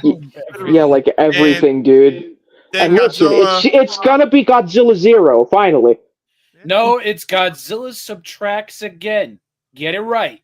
and then Oh, all right. Spider-Man says Zilla fought a giant bat in the 1998 cartoon. Yeah, I'm not talking about the animated Godzilla. series. I'm Stop talking being about bruised. live action.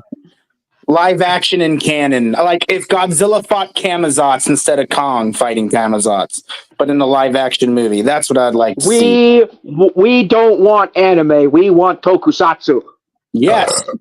Oh, We want the bad idea. Give me the stuff that puts hair on your chest. All right, give me the tokusatsu, but from Toho to Legendary, there is some big fucking news when it comes to Godzilla. And what's that? What's that?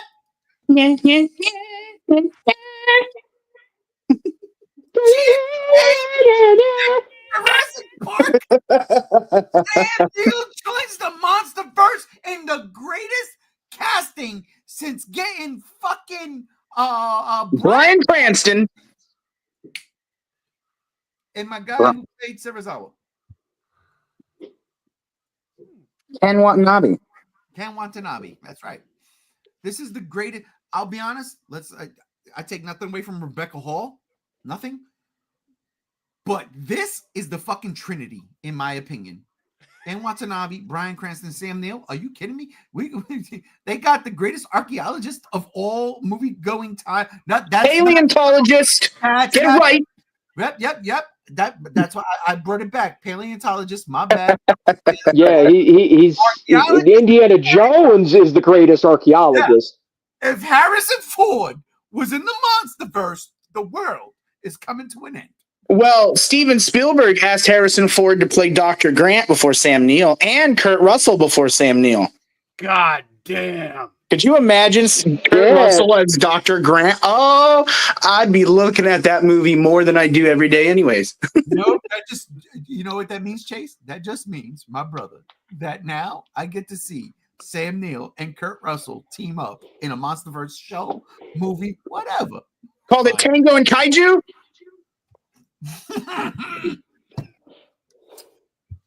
Anyhow, this is fantastic. I love it. I think this is great news. I love Sam Neill. I really wanted to put a picture of him with his eyeballs out in Event Horizon, but I was like, I don't know if anybody's gonna get that outside of us. But anyhow, I'll start with you, JR. What do you think of this news? I think it's good news, but honestly, casting doesn't excite me because I haven't liked the last two Monsterverse movies, so I don't give a fuck. I hate you. I'm sorry. Just flat out. No, it's okay. I only pay him to read the comments. Why do I keep going back to him? To be fair, I'm not allowed to read that much tonight, and I'm burnt out fucking writing scripts and questions and shit. And then Sam Neill gets dropped. I'm like, yeah, I remember when I was a kid. I've always wanted that, but I don't fucking care about the Monsterverse anymore, so I don't give a shit. He's lying. He knows he's lying, but he doesn't. Bro loves GXK. We know he has that high Godzilla Evolved pre-ordered. Yes! I already own it! I own You stole it, and you cry if anyone looks at it wrong. And again, Sam Neill, because, you are a paleontologist. Boy, I can't wait for this guy to die midway through the movie. Oh, 15 minutes in. Oh my God. This movie's going to be so serious and he's just going to die. Oh, God. Just like Bryan Cranston. But no, for real. This is exciting. I love Sam Neill as an actor. Not just for his Alan Grant, but also Event Horizon and his other projects. I think he's a wonderful, wonderful actor, and let's be honest here. Jurassic Park was an outlandish book that was turned into a movie, and part of the reason that made it work was Sam Neill and the rest of the cast, like Jeff Goldblum and all that. If Jeff Goldblum ever makes it to the Monsterverse, it's fucking over, all right? I'm there, day one. Over. But I digress. That's 3. Oh my God. I'm leading the charge. He's never had one. Never had one. I'm on a roll today. But at the end of the day, I'm excited. I love Sam Neill. Let's go. I'm excited for the future because there's just not going to be any more Adam Wingard. And while I love GXK, Adam Wingard was not the way to go for the Monsterverse. Wow. Honestly, just keep cycling through directors until we find the guy, till we find our American Yamazaki, whoever that may be. Or just the right person to do a Godzilla movie. His name was Gareth Edwards. Yeah. Factual. Or Guillermo del Toro, but they'll never fucking let him on. No, because he would make a completely different Godzilla movie versus what the franchise is doing right now in America. No. Exactly. He would have done, right? He would have done with this dude just did with GXK, except he would have made it look better. You know, I don't know about that, man. animated vampires. That's what we would have done. No, he would have done that shit in stop motion. Oh my god! Because that's exactly, in all honesty, what that shit calls for and needed. Because all jokes aside, Wingard, it's WrestleMania weekend. Your Egypt sequence was pure wrestling. That was a wrestling match, down to the dirt getting thrown in Godzilla's eyes. That was a wrestling fucking move. All right. There was a spear. There was dirt in the eye. There was a suplex. It was perfection. But if Guillermo del Toro did that in stop motion, it's not just perfection. It is a perfect callback to the original King Kong versus Godzilla. Oh my god. Not even that. It's like a callback to the original vision for Godzilla. Because, Tsuburaya wanted Godzilla to be stop motion at first. Yeah. But then. But we saw it first time in Godzilla. Well, King Kong versus Godzilla. All I'm trying to say is it's a perfect throwback to that movie. Not just Godzilla. There's two monsters in that movie. That's what I'm saying. That's what I'm trying to get to. Screw all the deep cuts. Just go to what it is, the meat and potatoes. Okay. I like potatoes. I like meat. I mean, I think there's directors that could still pull it off today. I mean, Grant Spooter thinks he's making the best Godzilla movie everyone's going to see. So, I mean, that's what he said on his Instagram. So we'll see. Yeah, It's and if good to he's be lying, confident. he'll owe me money. It's good to be confident. I will say that. It is good to have confidence. Yeah. Confidence in Coit Douglas. And Sam Neill, apparently. And Sam Neill. Yeah. And not only that, are we also getting fucking Trapper back? we are getting Dan Stevens, but Kaylee Hoddle's not returning, or is Brian Tyreen Henry. So that's interesting. I feel like this movie's going to be a gap in for a few years ahead because those actors aren't returning. Probably. I could see Trapper. I could see Trapper, still being the Titans' vet, because who else is going to fucking do it? He's just crazy enough to do it. And Sam Neill. Yeah, go ahead. Yep, go ahead. And Sam Neill is just like the big scientist monarch guy. Nope. He's the villain. He's the dad. He's Trapper's dad.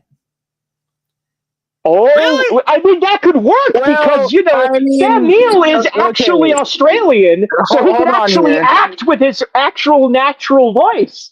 I don't know where you're getting that thought at when Kate Denver is the main character of this movie. And it sounds like he might be they're not saying his role, but it's gathering that he might actually be the head of Monarch now. Yeah, that'd be cool. That'd be cool.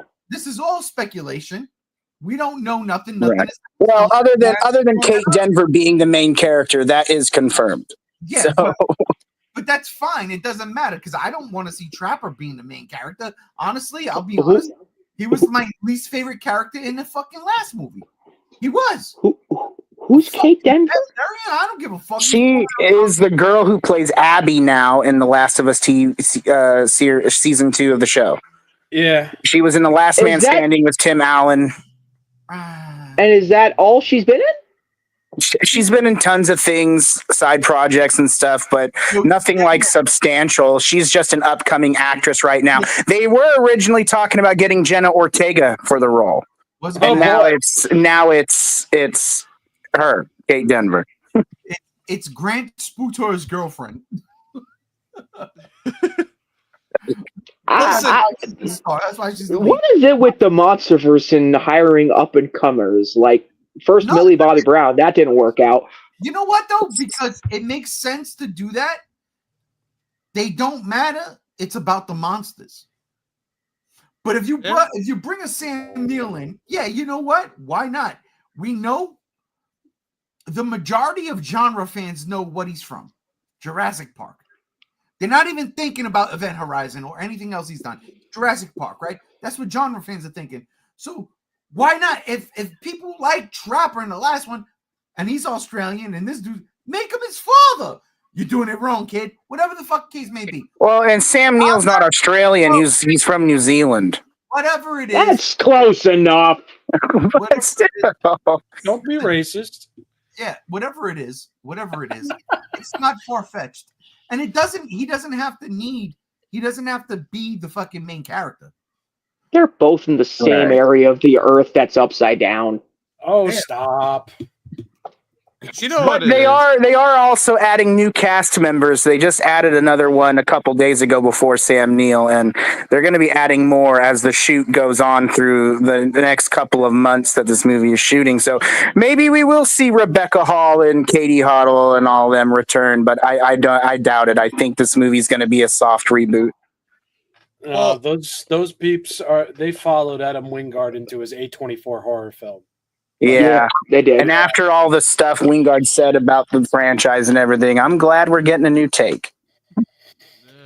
Anyhow, the whole point is Sam Neill is fucking in the MONSTERVERSE. Okay? Yeah. Yeah, he's a god. Your favorite fucking Jurassic paleontologist is here. And I honestly think that it's the most inspired casting since Bryan Cranston and Ken Watanabe. And you're right. I'm so excited to see Sam Neill. Don't forget Kurt Russell. No, listen, I love Kurt Russell. I really do. I really want him to be in this movie. Oh gosh.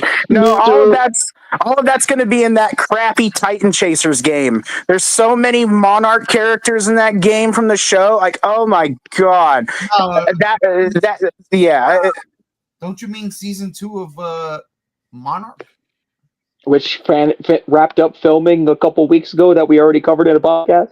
Covered it. Yep, we already covered that one. I don't know if you was there, brother Chase. No, I haven't been around for a while, but I knew they finished filming. Yeah. Listen, man. Which is weird because I thought they said they finished filming months ago, and then I saw them post that we finished filming again. And I'm like, what? I already thought you knew this was already a thing. No. Listen, this doesn't detract from the fact that Sam Neill would make a great main villain in the MONSTERVERSE for this film. Oh, for sure. You ever see him in the movie Daybreakers with Willem Dafoe? Love that Such a movie. good movie. So good. Beautiful fucking movie. But honestly, I like Sam Neill when he's like an inch from sanity. I'm talking, what's that movie again that Paul W.S. Anderson did that wasn't a pile of shit? Event Horizon.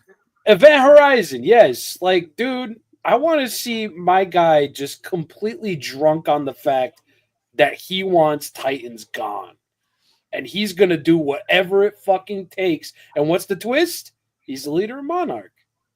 A Titan-hating motherfucker, leader of Monarch? I think that's fire. Yeah.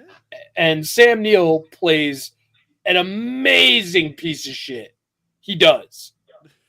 Just as much as he does a lovable fucking paleontologist that I never want to see hurt ever in my life. You know, you saying that though, did you ever see the movie Hunt for the Wilder People?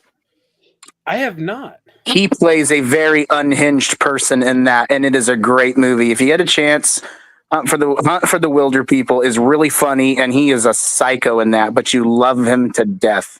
I'm gonna watch it now. A lot of child endangerment. Fire. Yeah.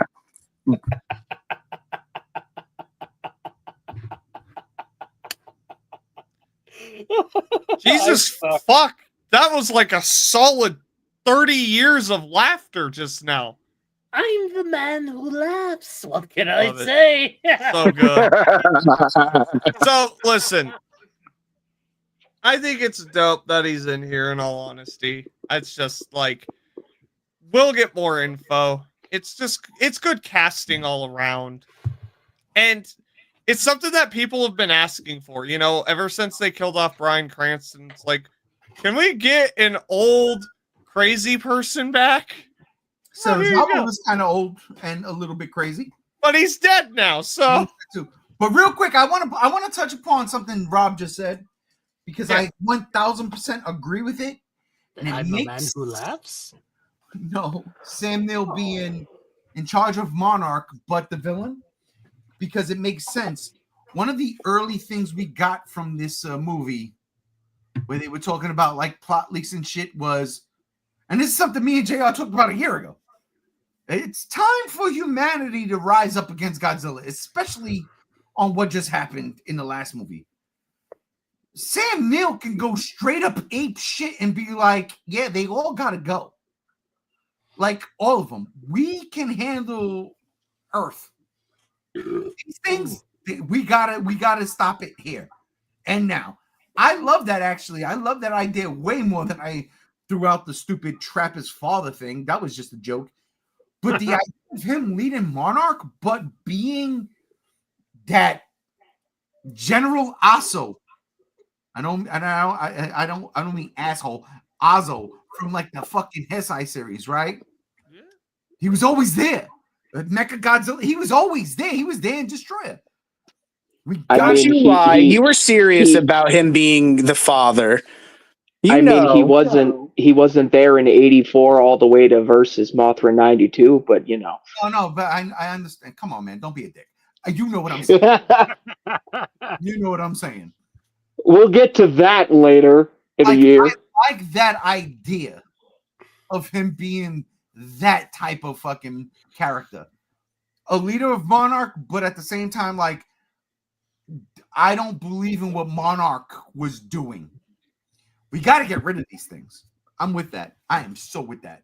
And it makes sense hearing all of the early, plot leaks, quote unquote, plot leaks, where it's the military versus Godzilla. Could you imagine the scientific team that was, created to study these Titans are now going against them? I mean, for the love of God, it was kind of like that in King of the Monsters.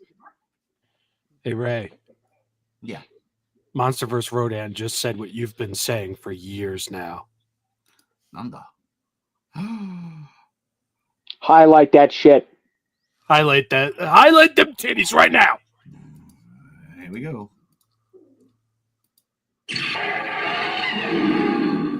I love Ghidorah. MonsterVerse Rodan comes in and says, it's time to factory reset Godzilla's strength. I want him fighting for his life. Sam Neill can implement whatever future technology they got to do it. Yeah, it's called they already know how to do the oxygen destroyer. Just have them start using it on monsters. It's called Mecha King Ghidorah. Sam Neill is actually one of those fucking German future people from German future people. That's what they were German. German future people. German future people. What a fucking statement. The dude said, my name is Glinkidus. Yeah, this is what you do with him. He starts using Oxygen Destroyer on the Titans. We know it killed Godzilla. When y'all said future German people, the only thing that popped into my head was the movie Sky Sharks. Oh, that's great. That was glorious. I was thinking about, current events. Oh, God damn. Oh, geez, here we go again. Elon Musk. See, the thing is I have the problem. I have the problem with saying factory reset Godzilla's strength. I don't want Godzilla to be just this weak pushover. I want him to be strong enough to still hold his own, but they have to create things to help to try and best him. I think that's where we kind of fell off. Is like now we just for some reason made him shove a pink crystal up his ass, and now he's like Super Saiyan. I just think that's where it's gone wrong. I don't want to see Godzilla get hurt by the military, by missiles, and it's like a 98 thing all over again. Godzilla should still be where he's at, but just toned down a little bit. But the other thing too is they are already basically saying that it's not going to be the military; it's going to be another kaiju fighting Kong and Godzilla. Well, yeah, I don't think that's what Rodan was getting at. I think we just want an adversary or somebody to really give Godzilla a run for his money. Yeah, because like in King of the Monsters.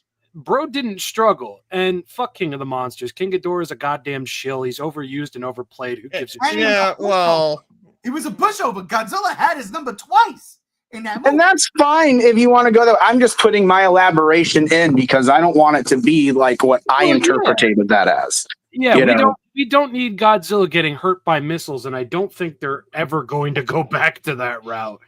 I think it's like kind of just time for Godzilla to really be showing his wear and tear, because in the MonsterVerse timeline, it's been a lot longer than it's been in real timeline. Which It hasn't pisses been me off. just 10 years for Godzilla. It's been more. Which pisses me off because that's what Gareth Edwards showed in the first movie. Godzilla's tired. It's the Showa era. Don't you see it? But then they come and say Godzilla's also an adolescent. So If that motherfucker's adolescent, I'm Miles Davis. You are. How you yeah, doing? they say he's old, but he's not like full-grown adult Godzilla in 2014. This is How what- is that motherfucker not full grown? But this is What? We're several sizes in the sequels. you need. Listen, you man, need bro Gaia. took steroids in KOTM. He got the fucking meatball up the butt, and he did a fucking Super Mario Brothers mushroom fucking glow up. He kind of did. That's why I'm always black. Exactly that. Perfect. Anyhow, I mean, like, look, I get it. The point is, Sam Neill is down with the MonsterVerse now, and if we could see him with Kurt Russell, fuck yes, come on. What comes out first? Monarch season 2 or GXK 2? Season 2 of Monarch already is yeah. said to come out before the movie. Yeah. Monarch season 2 is our filler. Sam Neill, Yeah. Russell confirmed. I can't fucking wait. I wouldn't be surprised. I can't fucking wait. What is next on the docket? JR, go read the comments. All right. Jesus fucking Mary Mother Joseph. Let's see here. This is Anthony. Wouldn't, if they added Harrison Ford in the MonsterVerse, be better than Sam Neill? Anthony also says, honestly, I think if they had Harrison Ford in the next movie for Godzilla or Kong, that would be even crazier. Spider-Man says Sam Neill's character will be Godzilla's connection with humanity. To hell with Mothra and Gia. Let the old men bond. SWAT Cats comes in and says Sam Neill was fantastic as Damian Thorne. MonsterVerse Rodan says I'd sell MJ's relationship with Paul and Venom to Mephisto to get Cranston back with Godzilla. Yeah. He's a mouthful. Yes. Someone watch his comic spawns. SWAT Cats. Could you imagine actually that Mr. Ford never died, and after he found the monsters out, Monarch actually took him hostage. They like brought him back, and he's like a scientist deep in Monarch as a prisoner or something. Yes, absolutely. The government does that all the time. All the time. It's cool. So SWAT Cat says Godzilla X Kong: The New Empire sequel release date March 26, 2027. A rough guess. Spider-Man says I'll deal with Rodan later. No, MonsterVerse sequels in 27. Okay. So, did I say 2027? You said 26. I Oh, think that's what the comment said. SWAT Cat says Omen 3, the final conflict. Yeah, Sam Neill's in that. SWAT Cat says Hunt for the Wilder People as Uncle Heck. Yeah, exactly. We read that. Anthony says for the next Godzilla movie in the MonsterVerse, weren't they saying they were going to bring in Hedra and Gigan as the next villains? Just rumors. No, that's Nothing rumors. confirmed. Just Nothing confirmed. rumors. Don't listen to Twitter. MonsterVerse Rodan. Nothing confirmed. Let Rodan be exempt from that purge, please. He did nothing wrong. He did Well, not. Give him his real roar back, for fuck's sake. Steven comes in and says Godzilla X Kong, Monsters Unleashed, the two of them fighting monsters, and the world would be epic. We'll see. You call it Destroy All Monsters at that point, though. Spider-Man says, I want Godzilla getting humbled. I want him getting put through the ringer. Yeah, like Fact. King of the Monsters. No, but worse. Way worse. Like versus Mecha Godzilla, the first movie. I want motherfucker to get bitch slapped up across the face and have the motherfucker say, I just fucked your bitch in Titanese language. That's terrible. Speaking It of needs to be the Rocky rises up to win. Exactly that. He needs the eye of the tiger. I fear this is King going. Caesar confirmed then. I fear this is going further than I wanted to go. But fuck, there's still. Well, it's your fault. It's not my fault. It's your fault. Shut up. Here we go. It's your fault. Power Rangers! Whoa. Mighty Morphin, Hasbro, and Playmates want to take it to the grid with 30 years of Power Rangers toys. Gams, this is all you. Take it away. Humble us. All right, ladies and gentlemen, I am the resident fucking guy when it comes to the wider realm of Toku, which includes Power Rangers. And yes, this was a tweet that happened a few days ago, like 3 days ago or something like that. And so we got that reignition line. You know, we talked about that in our Toy Fair talk. You know, we had our opinions on the look of the figures and the apparent quality of the figures for the price points that was offered.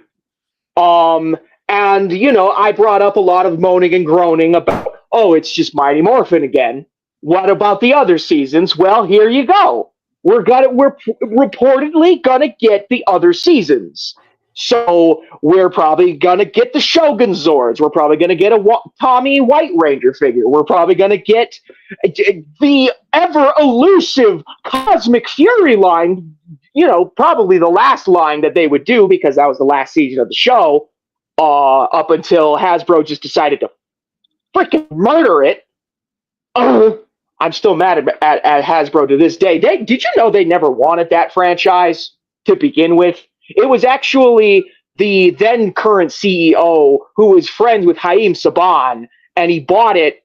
He bought the franchise because he believed in it, but then he either stepped down or he died. And I know he's dead now. I don't know if he died after he stepped down or he was no longer the CEO because he died. He checked out or he died. Either one.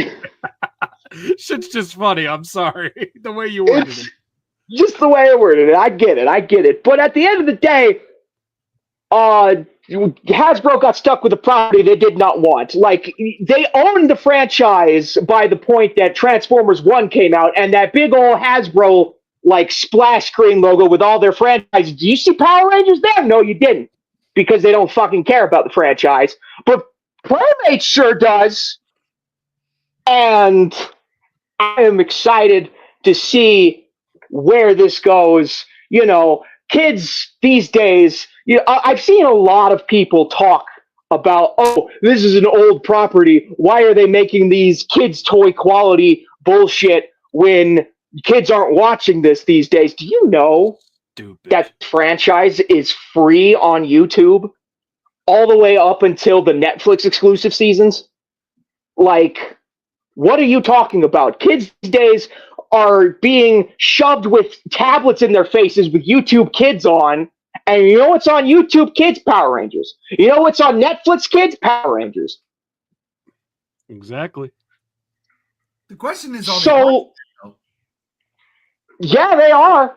Rob could attest. He told me this story about a kid in a deli that was 8 years old wearing a Green Ranger shirt. Yeah. Just knowing his shit. Yeah. It was a very lovely conversation too. I am literally next door neighbors with my partner's cousin who said that she put Power Rangers on for her babies. Her babies, bro. Infantiles. Well, I mean, I put on Infantiles. Piranha for my sister's kid. She's like 2. Chase, you'd make a great father. Oh, I A know. great father. Gotta start him young. So yeah, granted, we still lost the Lightning Collection because of this. And while the Lightning Collection was slowly declining in quality, up until the just utter giving up on Hasbro's part and just shoving it onto Playmates, you know, it still kind of stings on one hand, but on the other hand, this is Power Rangers' bread and butter. kids' toys, morphers, freaking role play toys like the Blade Blaster and the Dragon Dagger, and we're probably gonna get Saba and It's all okay, the other. dude. It's What? okay. It's okay. Because Bandai's doing a big Power Rangers, not what it's called in Japan, reveal on the 21st of this month. Oh yeah, I know. It's Sentai's 50th anniversary, and Toei is going big, real big, with the 50th anniversary of Sentai. That's very exciting, but that's not coming here to America because Hasbro doesn't care about Sentai. I mean, Only if you don't know where to look. that's true. You could just import from Japan, but I'm just talking about the American franchise right now. I didn't realize Power Rangers was this big, especially because I know they were talking about doing a new live action Power Rangers movie, but it doesn't tie into the last one we have. So No, it does not. But and that got turned into a new live action series that's going to premiere on Disney Plus. Well, okay. Well, yeah, I really did not know Power Rangers was that much of a financial gain. I mean, in 2017, when that live action movie came out, it was reported that Power Rangers was the #1 action figure brand in the world, and that's part of the reason why Hasbro bought it. Damn. You think about what was out though at the time. See, this is the thing I get mad at with like how corporate America works now, right? Like how all the balances fucked up shit. Because here's the deal: in the 80s, it was the golden era of fucking cartoons. Why? Because they were selling us toys. Fine, so be it. The cartoons were dope. And you can't tell me otherwise. Ninja Turtles, He-Man, Thundercats, Street Sharks. Give it to Street Sharks. That was in the 90s. But give that shit Oh, to yeah. me. Thank you, though. What's going on? You know what I'm saying? Power Rangers comes out. All of a sudden, it's live action storytelling, live action toys. They got a model already because they didn't use the very first one from the 60s. They used one from the early 80s. No, Kyoto Sentai Zyuranger literally came out the year before in 1992. Even better, which is great. Which is fucking great. Yeah, the reason why the footage looks so old is because of the cameras that they used at the time. I think they were using 12 millimeter cameras, whereas the American footage was using 30 millimeter cameras. Yeah, you know what? What I'm trying to say is, though, the market was right. It wasn't about putting on a show for kids and getting ratings. It was about getting toys sold. Yeah, I mean, it was just like He-Man. It was just like Transformers, just like Ninja Turtles. It was a brand made to sell toys, and it was the next big one after the Ninja Turtles. Exactly. Yeah, I mean, fucking George Lucas said, you know what? I'll give you the rights to everything. You can't have the toys, though. That's mine. And he made fucking billions upon billions of dollars off of that. What? It's fucking crazy. But back to Playmates, back to this. This is exciting. Spider-Man came in with saying he speaks for everyone when we're all going to buy the in-space toys. Fuck yeah, bud. Fuck yeah, we are. In Space is one of the best seasons. I can't wait to when they cover Dino Thunder. Personally, Dino Thunder is my favorite season. I remember that. Why are you laughing? Because Dino Thunder was my shit when I was a kid, too. But obviously, it's dinosaurs, so. Yeah, dinosaurs. Tommy coming back as the Black Ranger. Peak, going into his past. It was the first season of the Disney era that actually acknowledged the other seasons of the show from the Saban era. Okay, Peak shit. My mouse died, by the way. This is why I can't fucking go back and forth right now. You're supposed to prepare for these things. I usually do. We did a whole fucking year without the mouse dying, though. It's probably because of that 10-hour podcast last weekend. Thanks, Rob. So real quick, I do have to pop off. Bye. Get off. You don't even have to say goodbye. That was terrible. Look at this guy. We love you, JR. You're beautiful. You're a beautiful, beautiful boy. Wow. Why does he have to pop off? Because we went for Oh. almost 6 hours last Oh, yeah. Yeah, we are at 2 hours. weekend. Yeah. Bobbity boobity. All Oh, right. Do you so think y'all they'll have, ever do like Godzilla versus Power Rangers figures?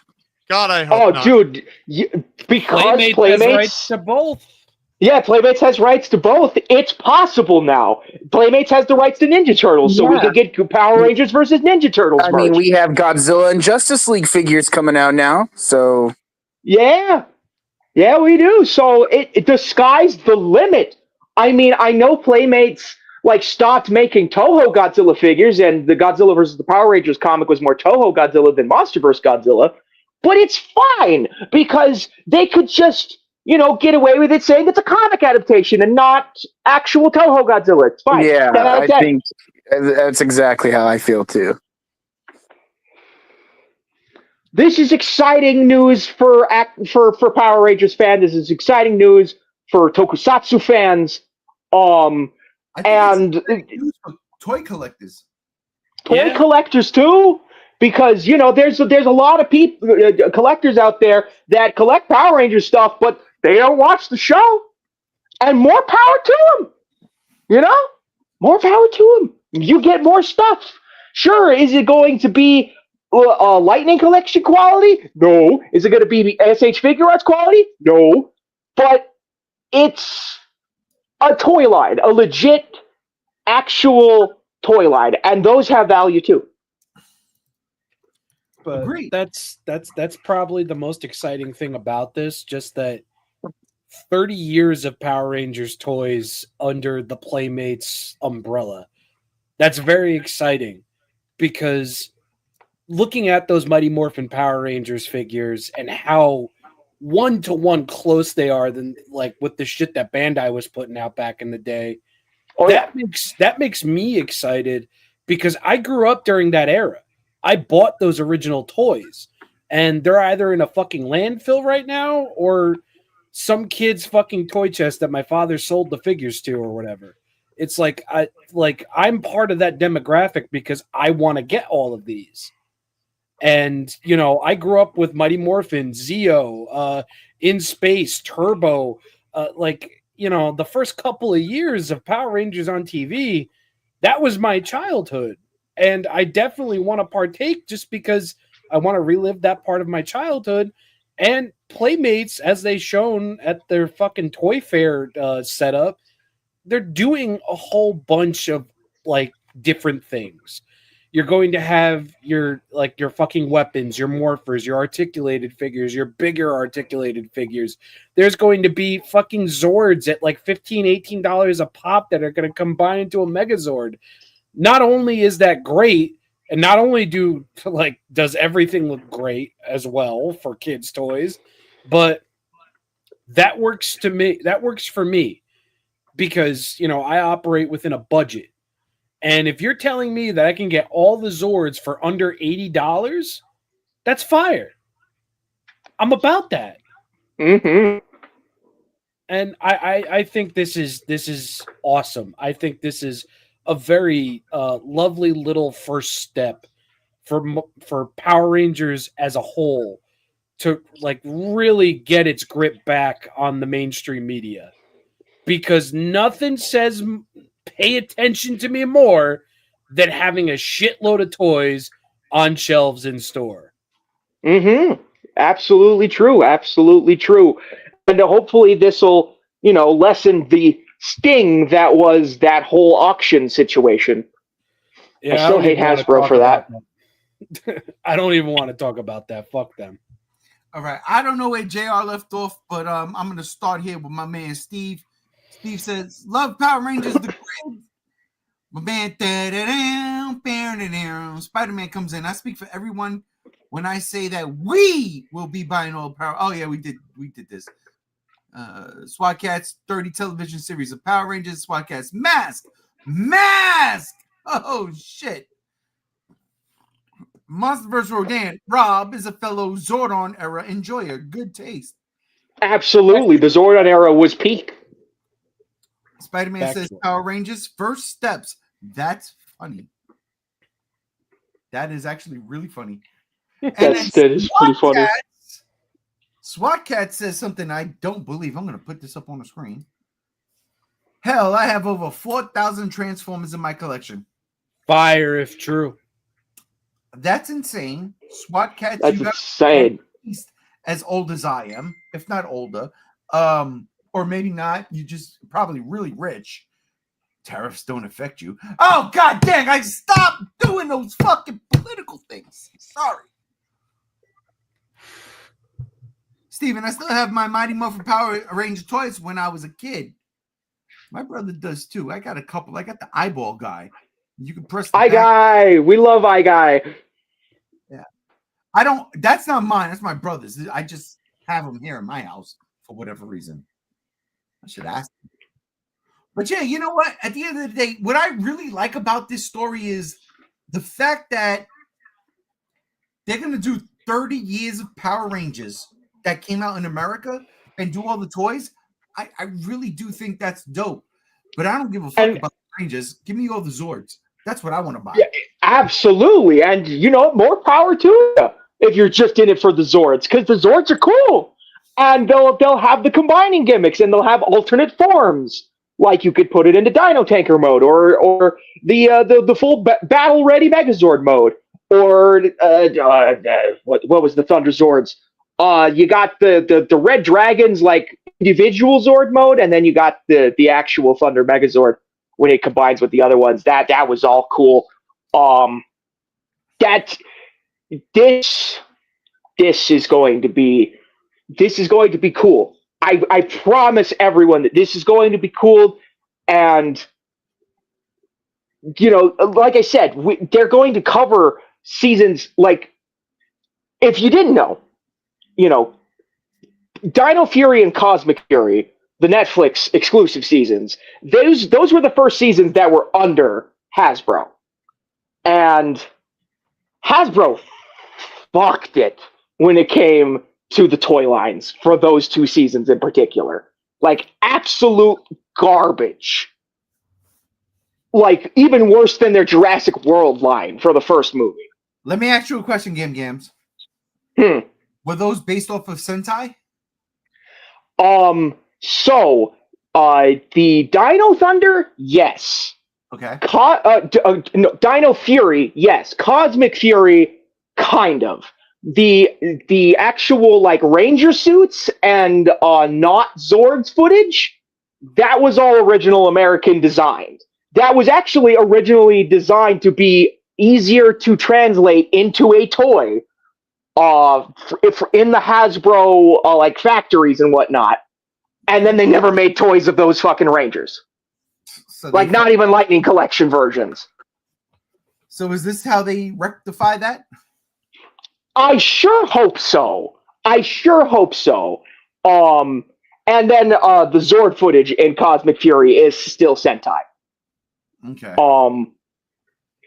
That was the only remnant of Sentai left with Cosmic Fury. And things like the Once and Always special was no Sentai footage at all whatsoever. Yeah. You could tell. You could totally tell. Yeah, because, you know, the Zords were CGI. Well, and then there's that. All right.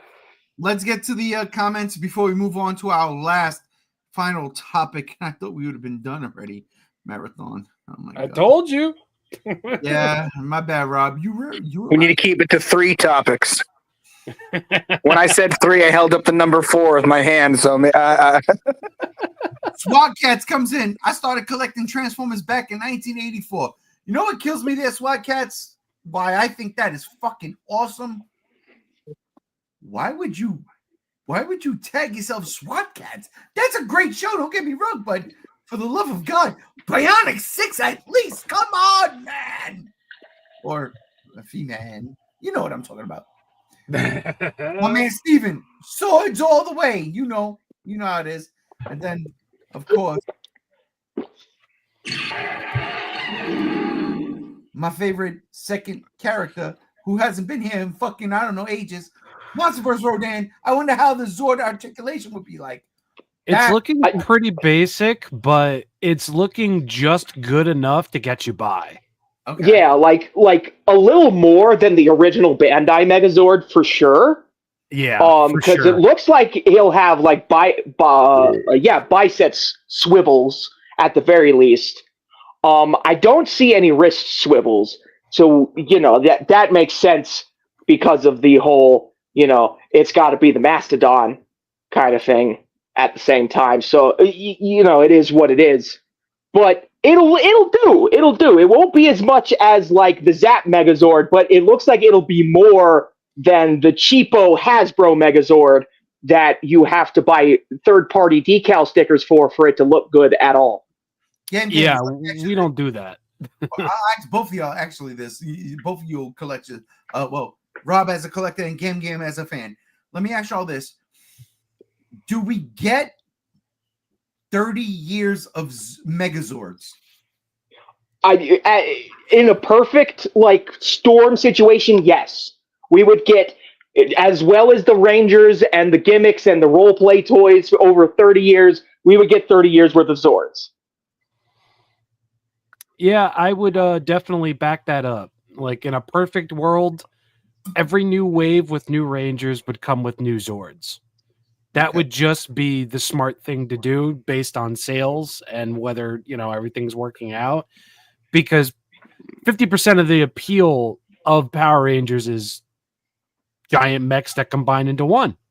Yeah, it's just going to be a little growing pains with the first 3 seasons of Mighty Morphin, covering Zyu Ranger, Dai Ranger, and Kaku Ranger without changing the suits of the Rangers themselves. Right. But after that, it'll be smooth sailing. Yeah. All this talk about Megazords and stuff makes me miss Zoids. Yeah. Me too, like bro. Me too. I miss me fucking too, bro. It's a good thing that Hasbro is doing the Power Rangers things and everything. I mean, I don't think so. I think they should sell it to Toei and Bandai personally, but that's just me.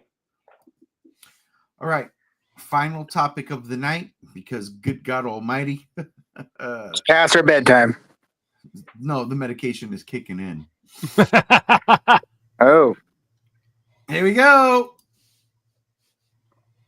Cash money. Bam! Toho invests $105 million into Godzilla, the franchise, not just -2 or Godzilla -1, the sequel, but everything Godzilla. There is a lot more to this.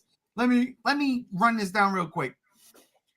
Toho invests 120 billion yen for globalization of its properties, not just including Godzilla, but 15 billion of that is going to Godzilla. So the 15 billion yen is equal to 105,268,144 Jesus. 28 cents dollars. That is what's getting distributed across the sequel to -1, merchandise, apparels, attractions, which honestly I hate that, and video games. Here's where I needed to fucking come to a head. Get rid of attractions. Ain't nobody going to ride a Godzilla ride out here. The best thing you can do out here is a Dave & Buster's Godzilla's virtual reality game. If you haven't played it, you need to go to Dave & Buster's. If they have it and play it, it's fucking fun. I've done it 5 times. I love it. But they ain't not making a Godzilla roller coaster out in Vegas. They're not going to Coney Island and making a fucking Godzilla roller coaster in Astroland Park. It ain't happening. It would be fire, but it ain't happening. It ain't happening. It ain't happening. So what does that money go to? It goes to minus one's sequel. How much goes to that? We don't know. Honestly, I want to lowball that price. If minus one costs 15 million to make, I give it a 25 to 30 million dollar budget. Oh yeah, no, that would be perfect. 30 mil, just double it. Perfect.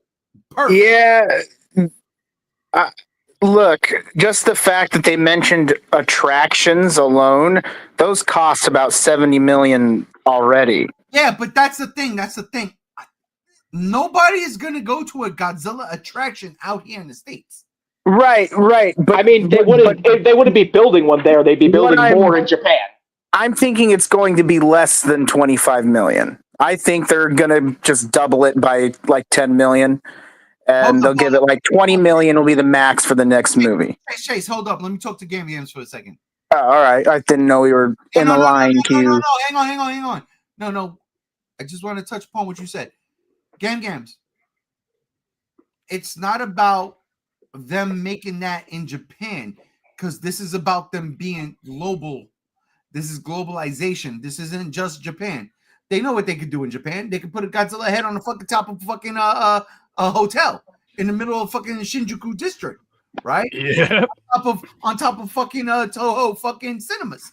And that's where I want to go to die. And not saying that I want to die, but if I gotta die somewhere, I want to die in the Godzilla hotel, right? I don't want to die in the Godzilla hotel. But that's what I'm trying to say, right? Is that the medicine's kicking in. It's already kicked in.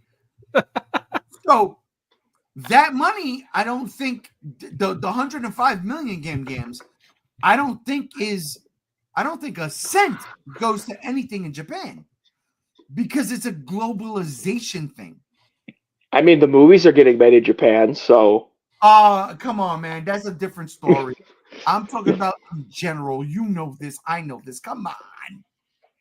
Yeah, this is very much of a globalization project. This isn't just Japan. I just seriously doubt that they're going to do anything of attractions. Well, they've already have mentioned many years ago that they were talking about designing a Godzilla ride for the States.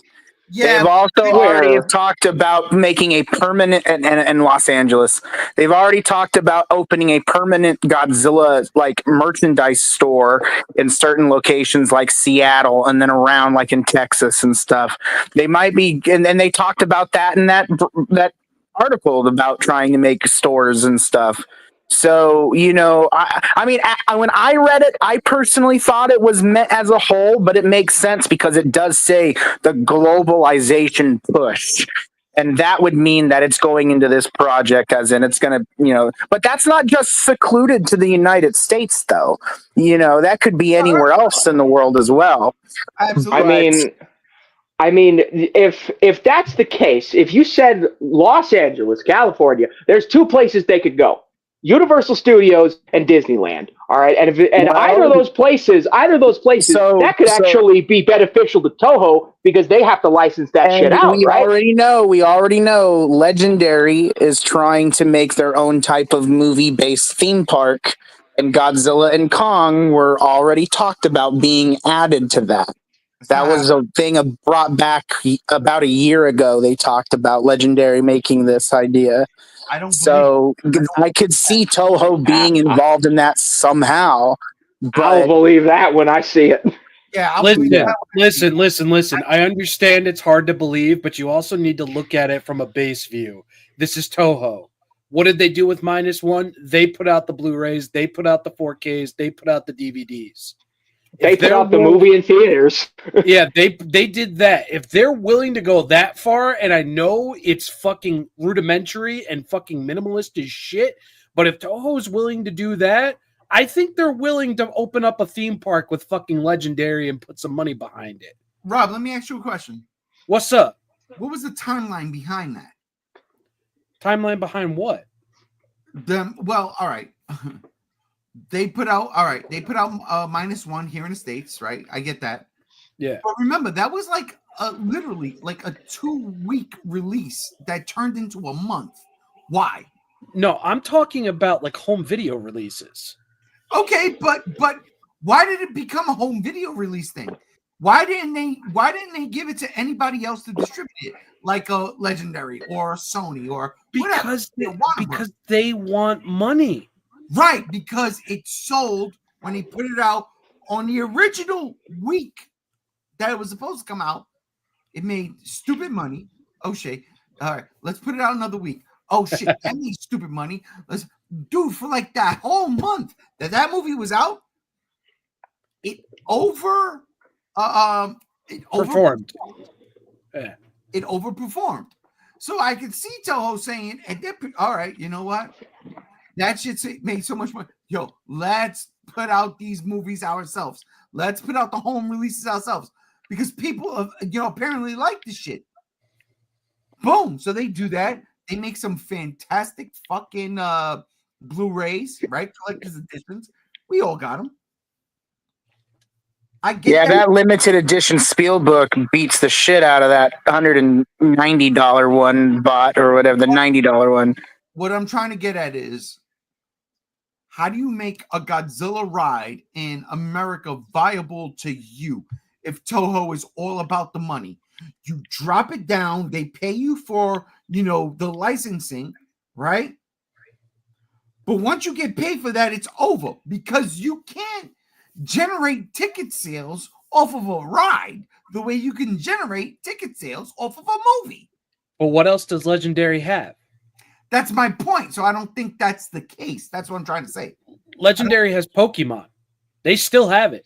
No. But what I'm trying to say is, in terms of Godzilla, what I'm trying to say, I don't think theme park attractions is a thing happening here in the States for Godzilla. I think it is. Really? Because if Legendary, like Brother Chase over here said, is looking to make a fucking theme park attraction for their IPs, Pokemon is one of them. Godzilla doesn't need to be the main fucking selling point. Pokemon can. So you're saying Pokemon X Godzilla? I'm not saying Pokemon X Godzilla. I'm saying a main draw point could be for the generalized public Pokemon. You go there, you buy a ticket. It's like, oh, what other rides they have? Oh, dude, Godzilla? Yeah, that one movie was pretty fire. Let's go do that shit. It's a fucking package deal. So it says I don't buy that only because when I go to Universal Studios, I know the rides I want to get on and I know the rides I don't want to get on, right? Like I know I want to get on Transformers, but I definitely know I want to get on The Simpsons. Yeah, but not everybody's you, Ray. No, but what I'm saying though is in that regard, it's age. It's what I grew up with. Like, look, we can all grow up with Godzilla and that makes sense. But the Pokemon crowd? Come on, man. You know for a fact.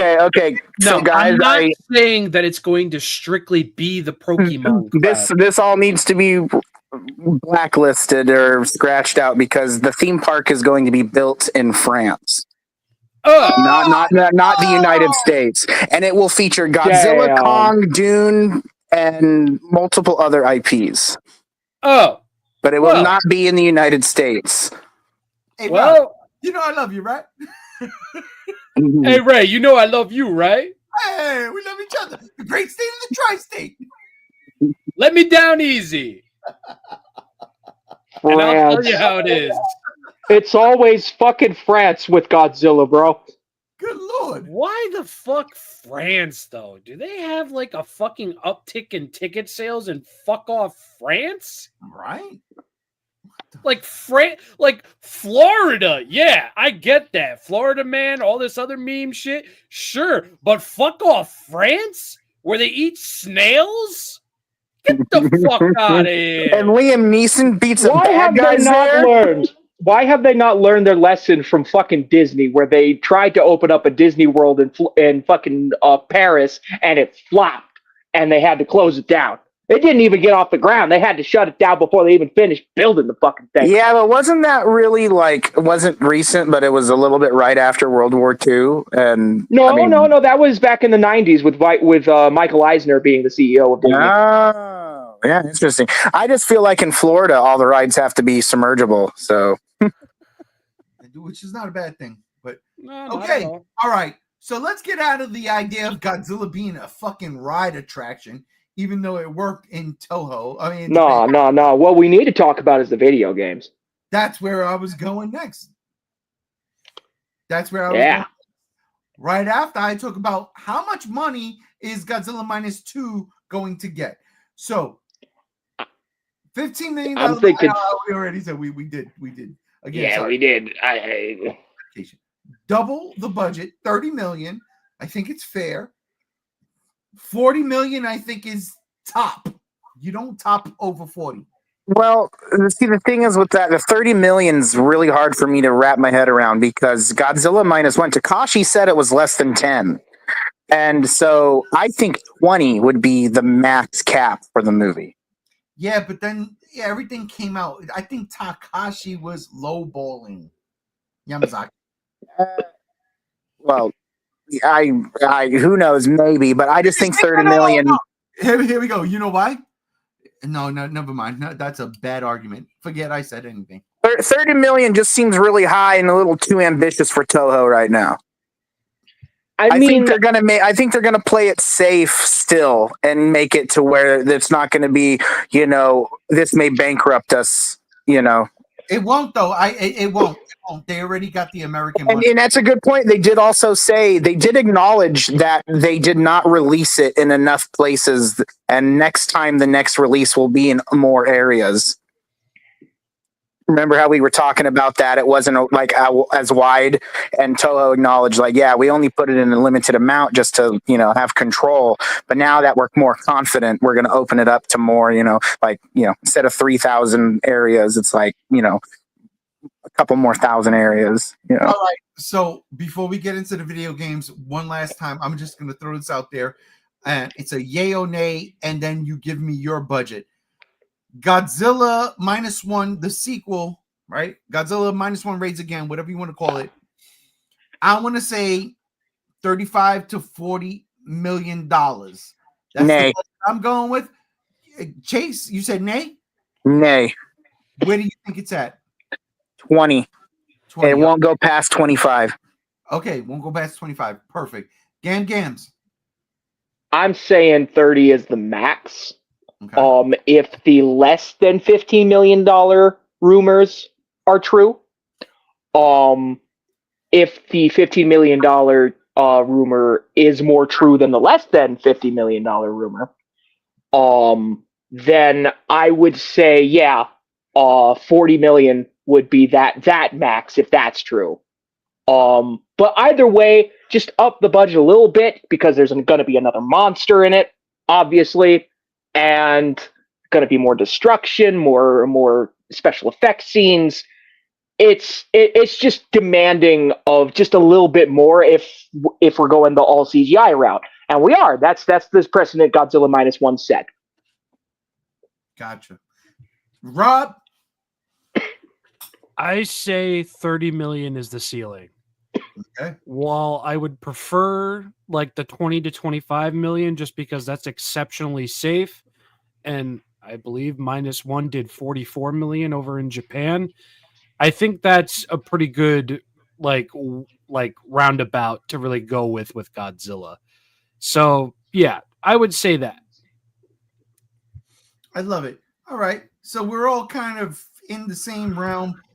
Chase lowballing it, which I love, honestly, because that just means when Chase lowballs it, that $105 million that is getting dumped into Godzilla, the property, there's more money equated to video games. So let's talk about that. Because we all know Godzilla is due for a brand new, legitimate video game. He's been due for that for over 10 years now. Yeah. No, look, say what you want. Everybody knows here right now, like the PS4 Godzilla game is that's my jammy jam. I love it. I do. Terrible controls. Fucking horrible. There's a lot of things that need to be refined. We were talking in the chat this week, ladies and gentlemen. So yes, Gams. Rob got what I was trying to say. I want that game but expanded where I can destroy things as Godzilla or any monster for that matter, but really as Godzilla. And every now and then you come across a fight that you gotta do what you gotta do.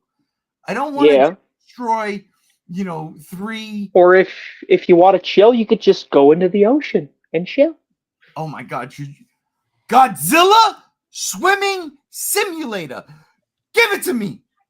Hey, it's like the side mission in Save the Earth when you fight Ibra as Godzilla 2000 in Yatango. Or out of the $105 million, what does that cost you? 200,000? Or it could be like that one Roblox game, Godzilla Universe, but not cringe and not taken down by Toho because of copyright infringement. Haha. Yeah, I don't know what that is because I don't have Roblox, but I get you. You don't go down that rabbit hole. Don't do it. But I'm saying like $105 million into Godzilla's budget. We already talked about what we thought would get into minus one sequel. Mm-hmm. What do we use the rest of this money for? Like legit games. What do we use the rest of this money for? Well, they did confirm that it's going to go towards the development of both mobile games and console games. So on the mobile game front, something that's better than fucking Titan Chasers would be nice. Something that's better than fucking Godzilla Battle Line would be nice. Because most of those games have their issues. Dear God, do they have their issues? But the more exciting aspect is the console game front. And while the, sky's the limit speculation, wants and desires of open world Godzilla games is nice to have, I'd like us to get, since it's been so long since we've had one of these, just a nice, solid, foundational Godzilla fighting game. And who better to do that than Passion Republic Games? Toho already has a good relationship with Passion Republic Games because of Gigabash.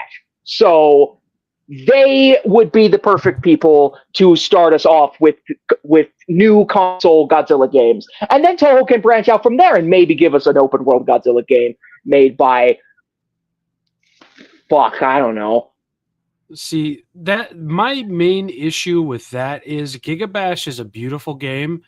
I do love it. And I understand that it's not a AAA studio or team, but it's like your game should release with friend sharing codes. Your game should release with private online multiplayer.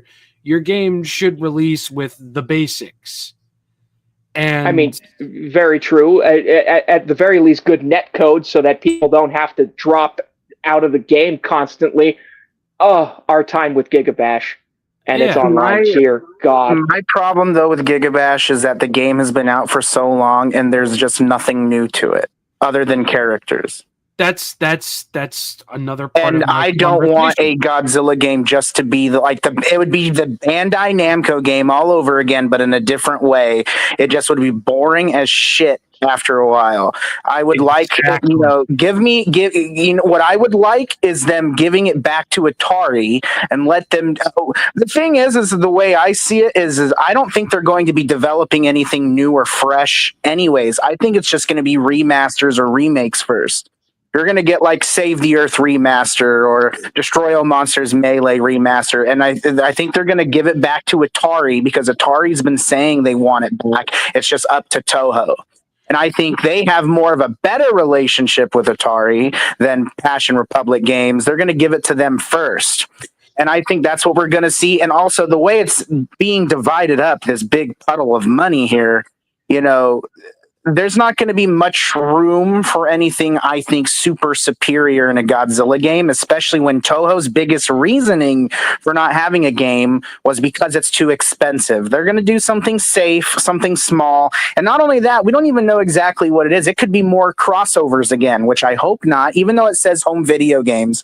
That might be the saving grace here. But I think they're going to be playing it safe. They're going to be tiptoeing their feet into the water because, frankly, we weren't supposed to be getting any Godzilla games for at least another 5 years, according to Toho. So something has changed. Something has given them this new idea. And I think they're just going to be playing it really, really safe. And I think that's what we're going to be seeing is more Save the Earth, stuff, maybe remaster, remake, or if they do a new Godzilla game, it's going to be another fighter, but just with new more modern day, fresh new take, which would be cool too. But those aren't going to be super expensive or anything. But I just don't think it's going to be anything super extravagant or crazy. It's going to be very safe to the point where Toho is going to want to make a product that they feel like we're not going to get screwed over with because they got screwed over with the Bandai Namco game, and that wasn't too long ago. So I think that's where we're at. That's where I agree with Chase wholeheartedly. I think the beginning of this traversal into that of video game media with Godzilla is going to be with products that already exist but are going to be brought into the modern day for modern consoles. It's a very easy and inexpensive way to get your foot in the door there. And I think that's what they should do, but I think they should forego simple, it's just save the earth, it's just destroy all monsters, melee, it's just Unleashed. I think they need to do a full roster, all the maps from all the fucking games, and just have the game run at a steady fucking frame rate and make it fun. If you need to pay a little extra off the top to finish some of the things from Save the Earth, hold on, I'm not done yet. Sorry. Be quiet, all of you. I have the floor. No, I'm almost done. But all I'm just saying is smash the 3 games into one, call it a fucking remake, remaster, whatever you want to do, save money in that way, and then gauge off of that. Because if that sells the way that people think it's going to sell, that's going to mean a lot to that of Toho and Atari in and of itself, because that's going to put their name out there, it's going to put Toho's name out there, and it's going to put Godzilla out there even further so. Right. And that is simple, it is easy, it is cheap, and I think that is how they should start off. You're saying, like Ultimate Mortal Kombat 3. Yeah, I'm saying Ultimate Mortal Kombat 3. Roster of Unleashed, maps of all of them, mini games like Saves the Earth. I 1000% agree with that. I do, because it is so cost effective. You don't have to remaster it. On what Andrew was talking about with Gigabash, though, is Gigabash is not still wanting to shy away from the Godzilla license as well. So the thing is I don't think King Ghidorah and Hedorah sold very well as their latest Godzilla Toho DLCs. I think there was some unfortunate events with that. They didn't make the amounts they were hoping. The plan was to add a lot more Toho monsters to that, which kind of would turn that into a Godzilla game. But who knows where that's really going to land. But on the other hand, though, I can see that if that still works out, that could still become a thing as well, to give, the benefit of the doubt with Passion Republic. They could become a handler in them. But I still think it's going to be Atari with something, like a remaster. In the train of thought with the remaster angle, right? In the hopes of game preservation's sake, right? Not only should they do the Atari trilogy, they should go back even further and give us like a retro Godzilla collection of like ports of their old games. Like the Game Godzilla Boy game? Like Godzilla for the NES, the Game Boy game, Godzilla Kaiju Daikasen, Super Domination. Godzilla. No, not. They would make a shit ton of money with Kaiju Daikasen here in the States, because it was never released in the States officially. It was never released in the States officially. Give that shit an official release via a collection of old games. Like, is that the Super Nintendo one or the TurboGrafx 16 one? The Super Nintendo one. In a perfect world, I would include both. All right? Yeah, absolutely. In a game collection like this, I would go from Godzilla on the NES to Godzilla 2 to Godzilla King of the Monsters on the Game Boy that was only released in Japan to fucking Super Godzilla, Godzilla Battle Legends, which was a TurboGrafx 16 one, I do believe, and then ended off with Godzilla Kaiju Daikisen to make it a nice round retro collection. But make Kaiju Daikisen the fucking main event. Make yes, that the main event. And make that like the Konami Turtles collection that they released not too long ago, where Godzilla Kaiju Daikisen and Battle Legends would have online multiplayer. Yeah. I mean, they just released that whole PS5 edition of the NS, the old 8-bit Jurassic Park games. They could totally do that with Godzilla. They could totally do it. Free money. It's just in Toho's court, and Toho is stingy. That's what Rob's always been saying. It's Toho. Toho says, yeah, no, let us think about it. It's unfortunate because, like, these days, the only way to play those games is with emulators, and that's a service issue. That's not a price or a money or anything like that issue. It's just these games aren't available in the modern day, and Toho would be so smart to make them available in the modern day. They would be. All right, let me get to some questions real quick. I mean, some comments real quick. I'm wary of playing future console games after their last one, Godzilla Voxel Wars. I just want something appealing, fighter/simulator, etc. I want a simulator. I honestly, I get the fighting thing. I get it. I don't want one. Just ain't me. I want to blow shit up. That's all I want to do. Whereas, my favorite, MONSTERVERSE Rodan. Kong's Paw with Godzilla game is what I expect. Yeah, the monkey's paw curly. Frog Bros won the theme park. All right. Sorry, Aleda. You're late to the game, Aleda. Oh my God. It was terrible. We told you if you had questions, ask away and we'd get to them. Spider-Man goes, PS4 Godzilla is my guilty pleasure game. See, Spider-Man? Wish Bandai got time to really polish it the way they wanted it and not rush to release. Agreed. It's fun. Tank controls are not. I hate them. My man Steve says open world Godzilla. Steve, I couldn't agree with you more.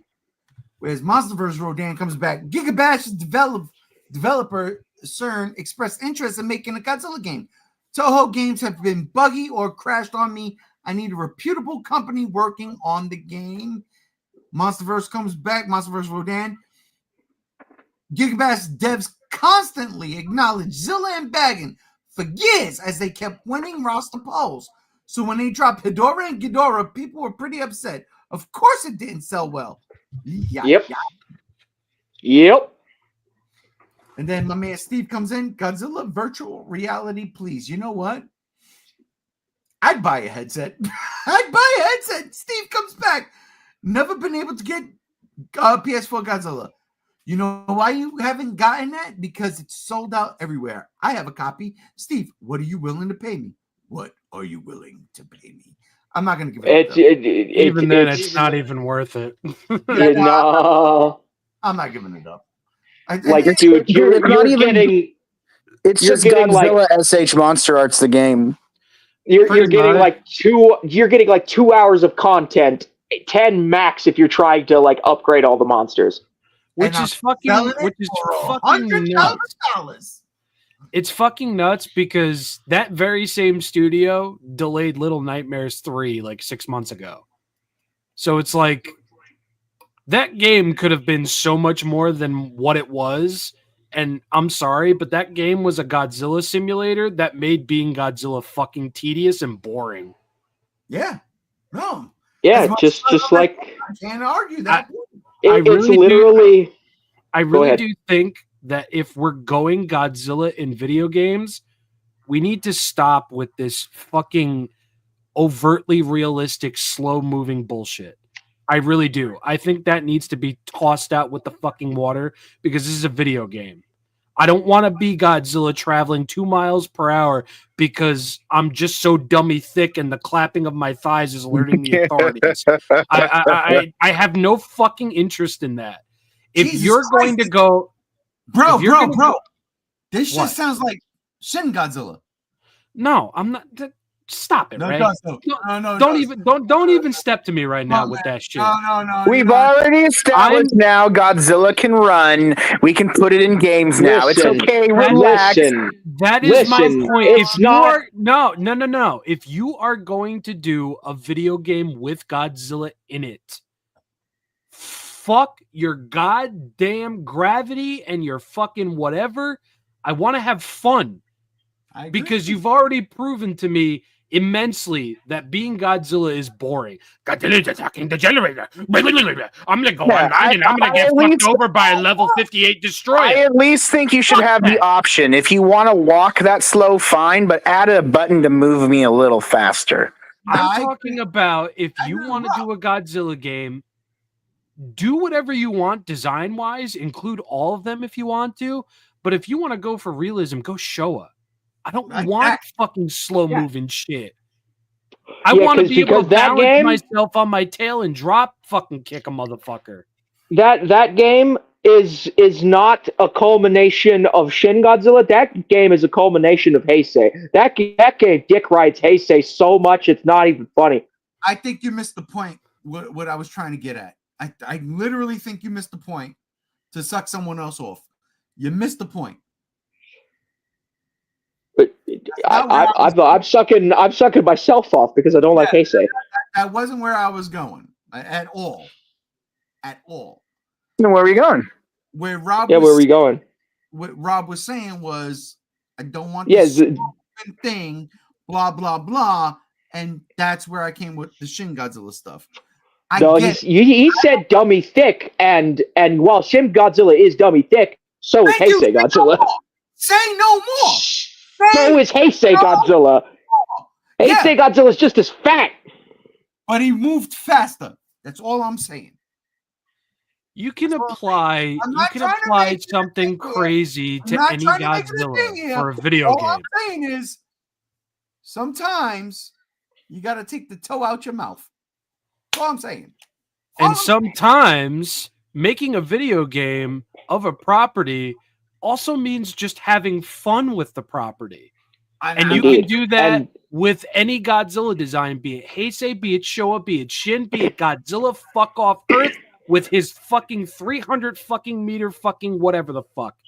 Agreed. Fun can be had. Not everybody wants realism with a Godzilla fuck off game. Could you imagine that's an Earth game where you can actually leap off of the Earth and land on another planet?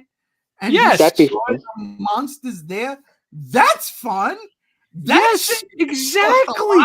Come on. What are we That's doing? all I'm getting at. Like Godzilla Superman jumps out of the stratosphere into the atmosphere and goes to like Mars and fights Ghidorah on Planet X or something. That is all I am saying. Have fun with Godzilla. Don't make me be Godzilla.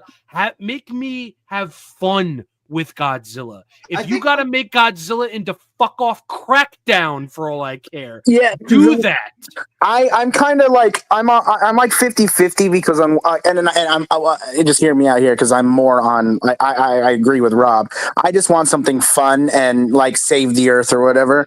But I also would really love to see eventually like a Godzilla game where it was like a world domination type thing where you could travel the world or swim using the hollow earth or something like that, where you could be Godzilla and do what you want in like an RPG sense that way, or something like King Kong's, Peter Jackson's King Kong.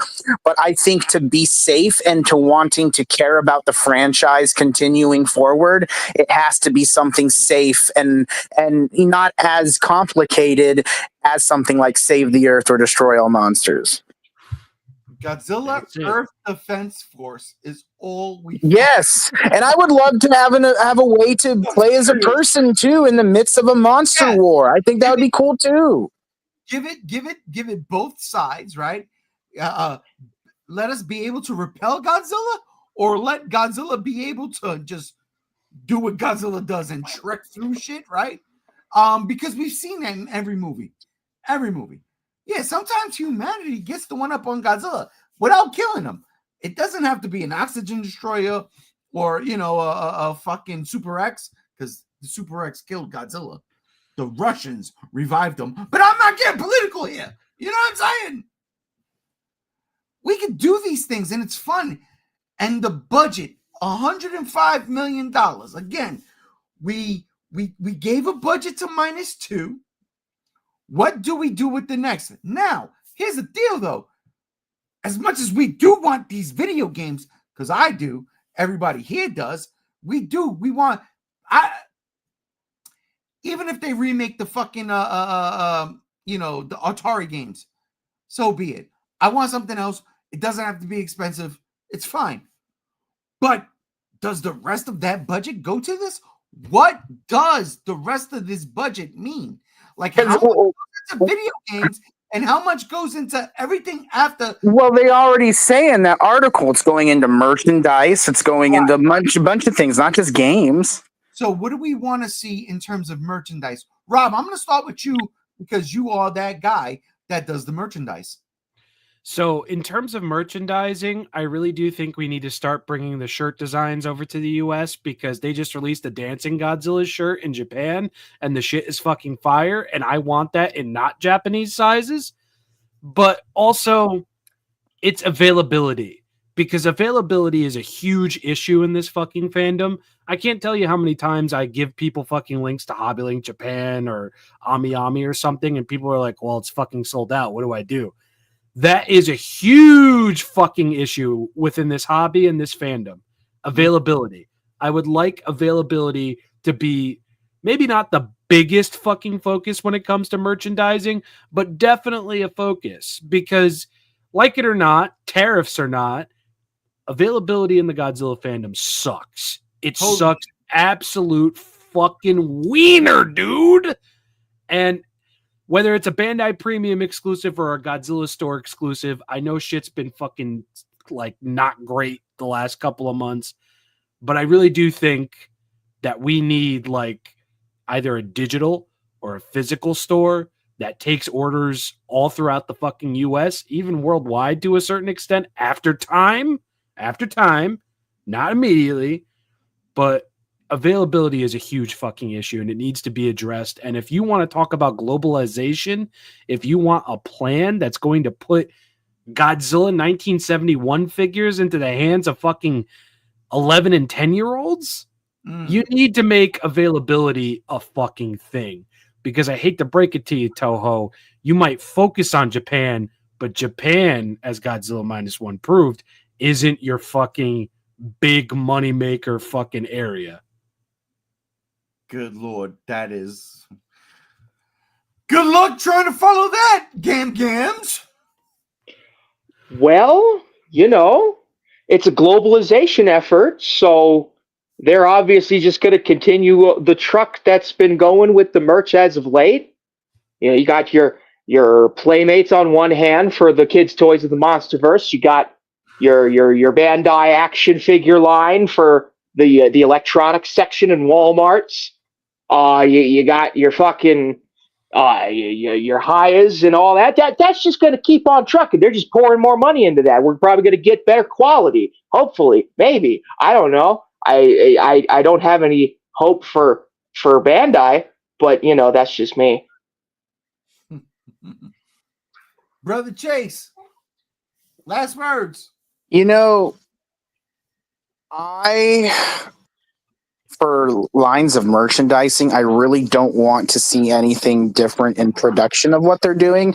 I haven't really thought about it, but what I would like to see is if there is something sold on the Godzilla website, Japan, we should be able to buy it from them and have it shipped. There shouldn't be two separate websites. I hate that shit because the original website has the better merchandise, and I can't have majority of those things because I have to settle for what's available in the US store. And I think that is a joke. If Toho wants more capitalization on that, aside from the imports and taxes, I think that's what they should do. That's what I would like to see, is being able to buy from that website and knowing I'm going to get it if I want it, instead of having to wait for it to show up on the store. Like, I missed out on Godzilla 98 because it was in limited quantities and it could only be bought on the Japanese store. Like, seriously, Toho, you're not going to put that in the States? Like, Okay, come wait. on. That is a rights and distribution issue. That is not Toho being Deminky. Okay, still that being the case, being able to buy that without having to sweat about it, I think would be great. But on the lines of that, like, other than having the website being just one big hub and it's just translated from Japanese to American and I can buy whatever I want and know I'm going to get it. I mean, for merchandise wise, I mean, yeah, more clothing, maybe a better toy line than Playmates, give Bandai a boot in the butt to make better figures too. I think like the accessories of like the desk stuff is cool, but like, give us some more types of like novelties. I'd like to see like, a Godzilla salt and pepper shaker. I think that would be cool. Just affordable novelties people would just want to have for fun. I think Toho is stepping in that right direction, but we're just not there yet. But other than that, I mean, I get my shirts from Cavity Colors and I get my figures from Haya if I can afford it through Big Bad Toy Store. So, I mean, I think my biggest thing with the merchandise is finding a way to make it more friendly and available to everybody. But other than that, I mean, I don't really know what else they could really do. I mean, FYE is great, but FYE only gives shirts in 2Xs. They have tons of shirts at FYE that are really, really cool and I'd love to have, but I can't wear them because I'm more than a 2X. So I would like to see just, more, less discriminating methods and merchandise. But yeah, other than that, I don't really know what I would really go with, for more Godzilla merchandising, Well, then, holy shit. Way over where I thought we would, but still under where I'm comfortable with. That'll do it for this episode of Godzilla, not Godzilla Block Party. Holy shit. The Geek Out. Look, at the end of the day, here's the deal. I guess I gotta read some comments, right? I mean, you could make one of us read it. I don't know. I don't even know where I'm at. Oh yeah, I think it's Spider-Man, right? Yeah. They give Godzilla that running dance attack in the PS4 game anyways. They have potential to do whatever they want. They do. They just need to do it. It's so true. MONSTERVERSE Rodan comes in and says, Gams? Peter Jackson's King Kong is the blueprint. I could agree with that if we're mixing in human gameplay with monster gameplay. Yeah. All right. Maybe in the Hollow Earth, but not Skull Island. Hey, who's this guy saying make the Shin Godzilla sake available in the U.S.? Yo, I want it. Yo, make that happen. Listen, Toho, you're investing $105 million. I don't know how much that costs. $2 million, maybe 1.5, maybe 1.3. Bring that shit. Bring that sake over here. I'll drink. Give us those Godzilla cookies that we see Toho talk about all the time. It's unfortunately cookie if you know how to use your hand and dough. Well, I bought a Godzilla cookie cutter. Oh, there you go. Unfortunately, looks like -1. Unfortunately, that Shin Godzilla sake set's like almost $100 because it comes with exclusive glasses in it. But that doesn't matter to me because I would buy it anyway, and it's purple. The sake is purple. Maybe for your 21st birthday, I'll buy that for you. You know what? Chase, I'm 32. I'm 33. Fuck, I'm old. You know what? At the end of the day, cash money, Godzilla cashing out from Toho, $105 million.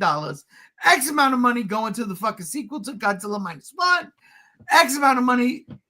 Honestly, the majority of the money should go to video games, but we don't know what is the extent of the rest of that money. It's crazy. Everybody should also take into account this is Japan, right? Like compared to say a MonsterVerse movie's budget, yeah, $105 million isn't a lot, but for Japan, it's a lot of fucking money. It's a lot of fucking money. They don't have much money over there. That's why it can't be 105 million just to Godzilla -1 sequel. There's no way. Yeah. No way. Absolutely none.